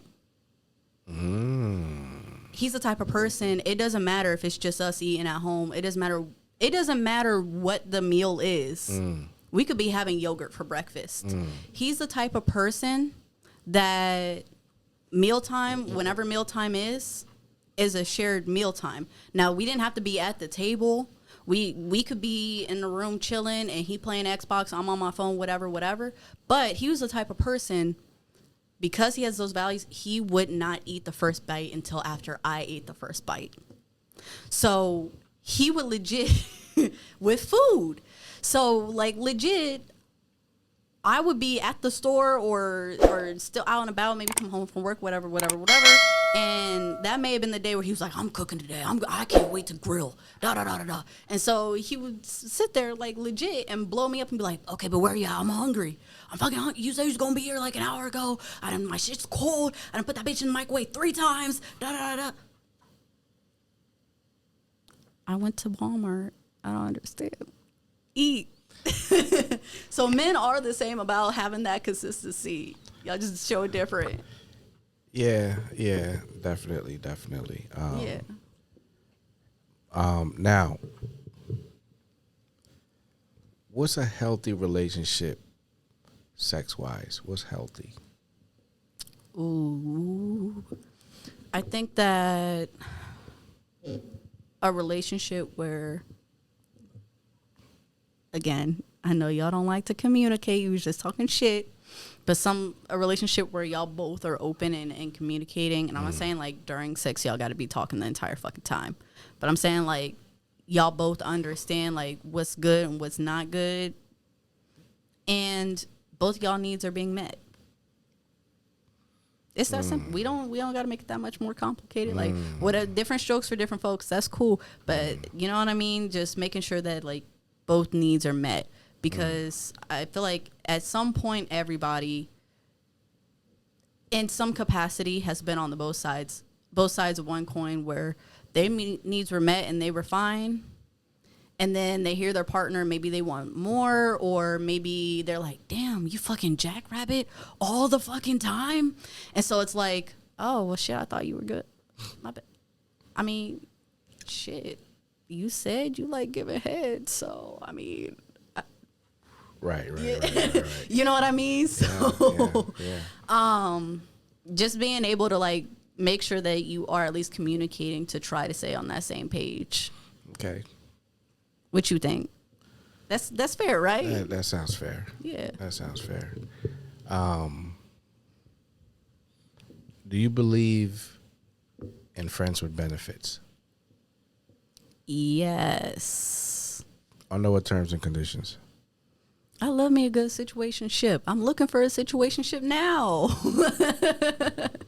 Those terms. You said I'm looking for. I'm looking for one right now. Matter of fact, I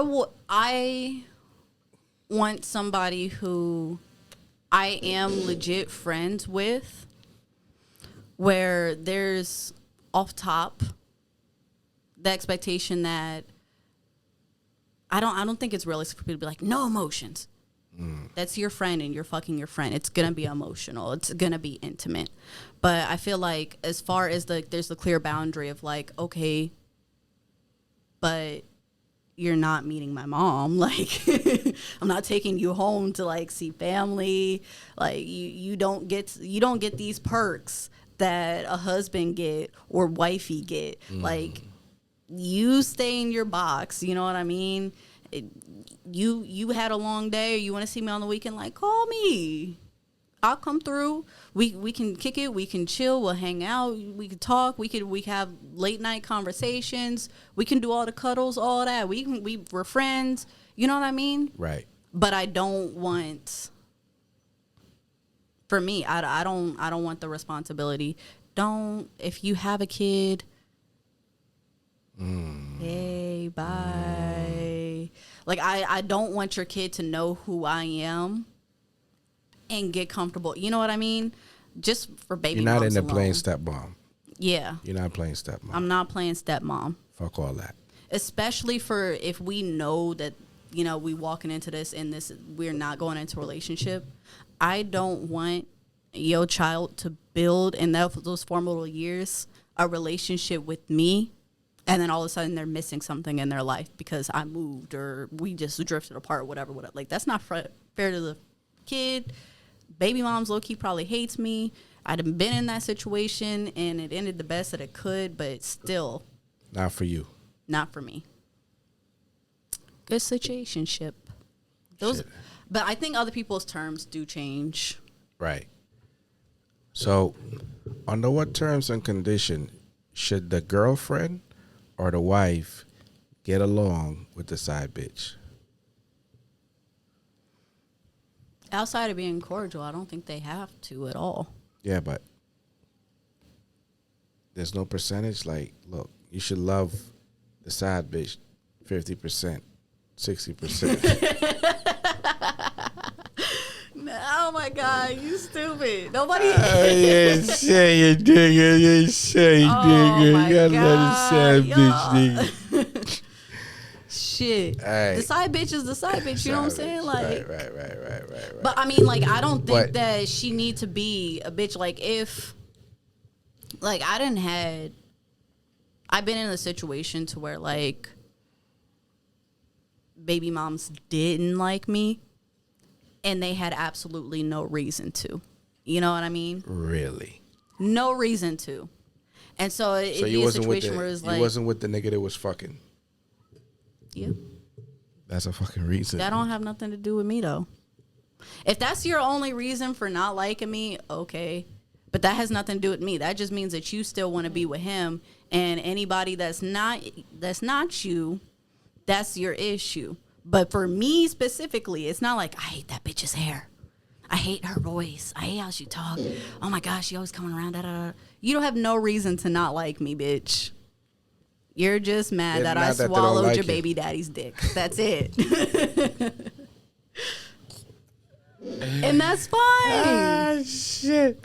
So you don't think they're looking at it like, you got fucked up morals and principles. That's why we don't No, fucking you're like not fucking married. What are you talking about? And that was the exact situation. I will never forget. This is why I stopped going over. This was a situationship, so it was a little bit different, and that's why I did know my friend's kid, and that's why it is still there. Cute little boy. So a little bit different. But anyways, I had went with him one day to, custody and drop off and all that good stuff. Bullshit, yeah. And so I was in the car minding my business, and he going for like a half hour. I'm like, what's up? Yeah, I'm like, all right, this is, y'all been standing over there for a real long time. Like, what the fuck? Up? Yeah, what's yeah. up? Yeah. And so he come back. He pisses fuck. I'm fucking sick of her. I can't wait to get full custody. Da da da da da da da da da. She was good. So he's fucking yelling about her and how she a bitch for half the ride home, and then eventually I'm like, you still didn't say what happened. She always got something to say. She fucking saw you in the car, da da da da da da da da. And so now she talking about my son, this and that and the third, and I can't, but that's not what the custody agreement says. So I'm like, all right. Oh shit, the drama and the bullshit. Yeah. So from that point on, anytime, and very few times after that did I go. It would always be an issue. One time she fucking came outside with no fucking pants on. I kid you fucking not. She just had a t-shirt on, pussy lips out. You think that was to fuck with you? I think it was, but the funny thing about it is I ain't even notice her until he got pissed. What do you mean? What did he do? Oh, he whole cussed her up and down that motherfucking parking lot. I was like, we gotta go. Come on. No, you out here with my motherfucking son. Just out here looking like that. That's what the fuck his mom looked like. Da, da, da. Which, I mean, yeah.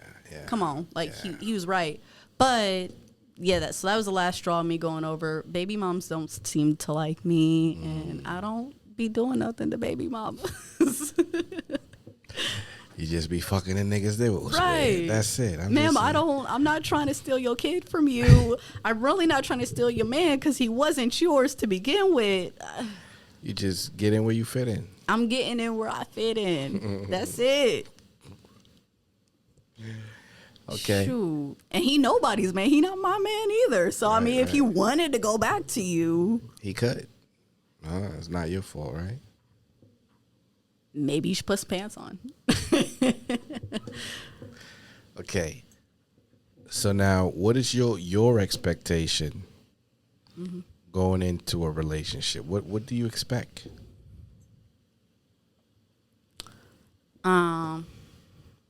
That's great. I think that overall, from jump, setting the stage for like what your intentions are. That's number one. And then two, as much as my situationships were never meant to be relationships, I do have one in particular where that man set the bar. And he knew what it was. He knew what he was doing. Yeah, like, so with that being said, even though it wasn't a relationship, I won't accept anything less. Same dude that wouldn't eat with. And even though that was petty, like simple things, when he would do that, he was consistent about it. It didn't matter what the circumstances were. I need that consistency. When something happened and money got tight or whatever, first off, I didn't pay not a lick of bill when I was there. Wow. And so I'm not saying that my man has to pay the bills, but I'm saying that like whatever expectations that we set, that's what's set. If you're providing, you're taking care of things, then you need to take care of things. So if he's not providing and you're providing, you cool with that? Again, for like what we was talking about before, I know what it you're depends saying, on. but then you just said this fucking scenario. Yeah, because I'm talking about like going into relationship now. With I'm the saying, standards. Yeah, with the standards. He set a certain amount of standards to where like, yeah, each situation is a little bit different. But the overall principles are the same. Like you gonna show loyalty. you gonna take care of what needs to be taken care of. If you step outside of, yourself, it better be for family or because you got to take care of business. Legitimate reasons. Yeah, you know what I mean? Yeah. So at the end of the day, there are certain things in a relationship that I won't deal with because I know that I don't need to deal with that shit. Right. Okay. Like you was mentioning earlier, you know what I'm saying? So, and that was set from a situationship. So it sucks, but the way that I look at it, and I'm sure there's a lot of niggas out there that's mad. You might be mad at what homeboy did, but like, he was here before you got here, and he gonna be here long after you leave. So either you gonna meet the bar and meet the standard, or you're not. So you believe in side relationships or friends with benefit relationships? Oh yeah. You believe in that? Yeah. Okay. What if your best friend, boyfriend wanted to have friends with benefits? Would you do it? If my best friend did, that's the situationship. If your best friend, yeah. your girlfriend, had a man, and he wanted to have friends with benefits with you, Oh, no. why not? No. Because Even though that's messy to me. He would treat you right. And that's fine and that's fair, but that's still messy. Let's say you tried the You nigga. don't shit where you eat. Let's say you tried the nigga. Y'all had sex, and he rocked your fucking world. He knocked your socks off. Why was we fucking to begin with? Because you was fucking on Ciroc, or you was on Remy or Patron or one of them shit, and shit just happened, right? Night of the party, nigga was looking whatever to you, and then you was like, all right, bet. That makes me a shitty friend, first off. Yeah, but you got some good head. But that makes me a shitty friend. All right, so you're going to be a shitty friend with friends with benefits? No, I'm going to be a shitty friend, and I'm going to hope that I don't lose that friend later on down the line. You know what I'm saying? Like, would you tell her?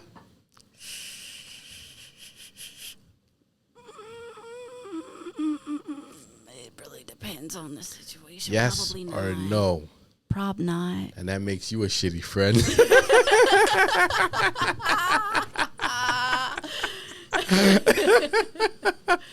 Oh, damn. Yeah,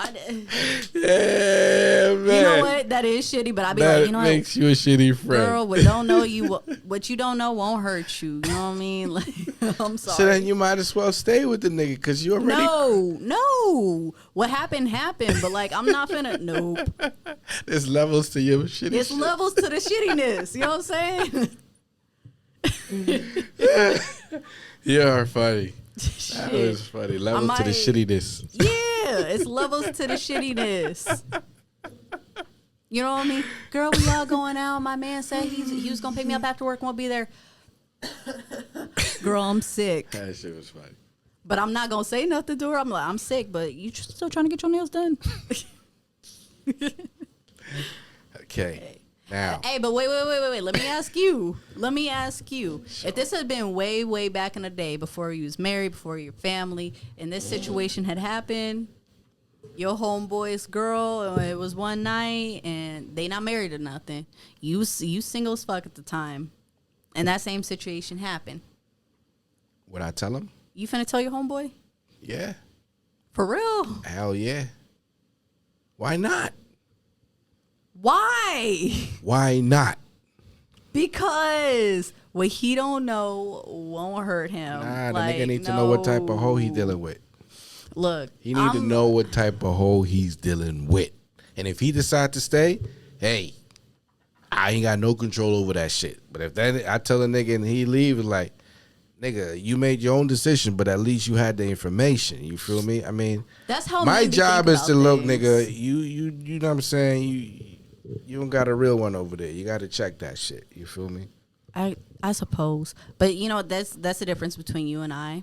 Let's say that it wasn't a situation where you fucked them, but you know that they stepping out. I would not exactly. I would not say nothing. That's not my business. That's not my place. So you think it's only your place if it's that particular situation that I mentioned? Your incumbent responsibility on you when you participated in her pussy, and he's your friend. You have an obligation to him because there's supposed to be loyalty. So all for loyalty itself, you got to communicate. If you're not communicating and you got loyalty, you don't have loyalty. Even if it hurt, you got to let that nigga know, like, yo, damn, my nigga, like. I get how some people feel like, you know, the truth hurts sometimes, but it's better to be true, Just tell them. No. I mean, nigga, yo, just tell them. Here's the thing. I can tell you that I did something wrong, but I'm not going to bring something else up that's going to stab you again. It's already bad that I'm telling you that I betrayed you. So you wouldn't say what? I'm not finna sit there and pour salt on that wound. What's the point? I'll take responsibility for betraying you, but all you have to know is that I did some shitty and I betrayed you. This was the nature of me betraying you, but I'm not about to be like, yeah, 6 months ago. There's no partial on betrayal. It's all or nothing. If you're going to open your mouth like that, you got to say it all or don't say shit. Well, then I'm not saying shit. I'm just saying. You can't be partial on honesty. All right. I get what you're saying. But yeah, you was finna ask a question. Yeah. Don't look at me like that. So, what would you consider? Mm-hmm.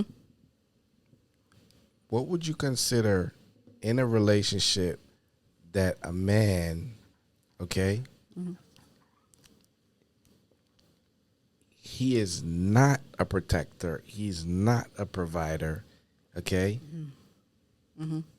He looks at you to pay everything, take care of everything, and take care of the kids. What type of shit would you consider that? Would you deal with that? No. Not in the least. Even if you're making the more money. That's even worse. I'm making money. He's not paying for money. shit. He's not taking care of shit or any But sort of he loves you. obligations. Love does not That pay boy the bills. love you. We done been through that. You know who else loves me? My mom. You know what my mom does not do for me? Pay my fucking rent. Okay? I feel you. No, I'm not. No. Nah, it's a wrap. No, because at that point, like, when it comes down to any sort of specifics, that doesn't matter to me. What matters to me is, nigga, if you're not bringing nothing to the table, then what are you doing here besides taking? You're not stacking. You're not building. You're not producing. You just standing around. Sponging. Yeah. So, I mean, and at the end of the day, I'm fine with being by myself. I'm single by choice. Right. I'm fine with a little situationship. So, no, I'm not going to sit there and let a nigga take from my future. I feel you. Okay, well, that's fair. So what do you have to say right now to people that's listening and you want to send them a inspirational story? An inspirational story? Oh. Go ahead and inspire some people. Okay. Let me see. Let me tell y'all. That's a good question. Well, a good statement. JJ, I feel like overall, with that situationship that I keep fucking going back to. I see. You're That's traumatized. You had traumatic experience with that. No, I did it. It set the precedence. That taught me so many different lessons about relationships without being a relationship. And overall, my biggest thing that I would say is that when you are with a friend, at the end of the day, you're safe to be vulnerable. And that's a gift. An absolute It's a gift to be vulnerable. It's a gift to be able to be vulnerable. Yeah. With the right people. Yeah, and know that you can trust that. Like with that situation, I was supposed to move to Seattle. And I had a job set up out there, had a place, everything. And so my employer, legit, the day that I was supposed to leave, I ended up having to postpone it for a funeral. So we put it off. I ended up going to the funeral, and if it's anything that you know about a job, they don't care. So, yeah, and it ended up being like, well, I don't think this is going to work out, this, that, and the third. I'm like, I already sent all my shit to Seattle. What do you mean? Like, Right. where is my stuff? What do you mean this is not going to work out? Like, the flight's tomorrow. I have absolutely nothing to my name. Well, what am I supposed to do? And so I was shit out of options. And that's when my friend from years past was like, you know what? Don't even fucking worry about it. You can stay with me. Wow. You can stay with me. Nice. And from that point on, you know, with me being there, I stayed with him a total maybe like 9 months. But like over time, because we did have that extra time, that's when we started, you know, and you know, sex was good, but like we were still best friends. And that's how that, you know, the standard was set for a relationship. Gotcha. That's the biggest takeaway that I think, you know, at the end of the day. When I was saying earlier, your character is not who you say you are. Your character is what happens under adversity. He really could have been like, hey, yo, good luck. Damn, maybe you should call your family, see if they could. You know what I mean? But the fact that he was like, no, like, we'll figure something out. Like, Yeah. Right. as for me and mine, it doesn't matter if they're family or friend or not. If I see somebody, I'm going to take care of them. That's nice. Good heart. Great heart. So, you know what I mean? Like, just make sure that you understand the intentions of who you're going to be with. Right. Absolutely. Absolutely. So, touching on what Ciara is saying, trust comes from intentions, true intentions. Honesty comes from true intentions. Manipulations can come from bad intentions. So, that word intention is a double-edged sword, depending on who's using it and what their intentions are. Okay? So it's very important that you choose someone with your best interests. True intentions will come out. Real intentions will come out in someone's best interest. That's where it starts. Okay? If they don't have your best interest, you can forget it. You're going to have a shit party from that point on. So take your time. And that in itself is going to reveal exactly what the intentions are. Take your time. Don't rush into anything. Look into it. Okay? You should not start love with sex. That's a bad move. You need to start love with friendship. Discovering each other's personality, discovering each other's appreciation and love and values, moral principles. You know, that things matter because it's going to play a role in intentions. It's going to play a role in that. And it all come down to intentions. So I had to touch on that word, intentions. All right. Be yourself. Stay positive and get rid of anything toxic. I don't give a fuck who it is. That's my last word. You got anything else to say, Ciara? I love that last piece. So I'm going to let it be what it is. Okay. Yeah. Thank you for coming on. It's always a pleasure. I appreciate you. And let me get that. I'm tripping with motherfucking JJ. You know I'm tripping with motherfucking JJ. Facts, bitches. Yo, like, share, subscribe. I don't know what to tell you, but we here regardless of how you feel or how you like it or not. But I'm going to stay here. So, yo, I appreciate you. We out this motherfucker till next time. I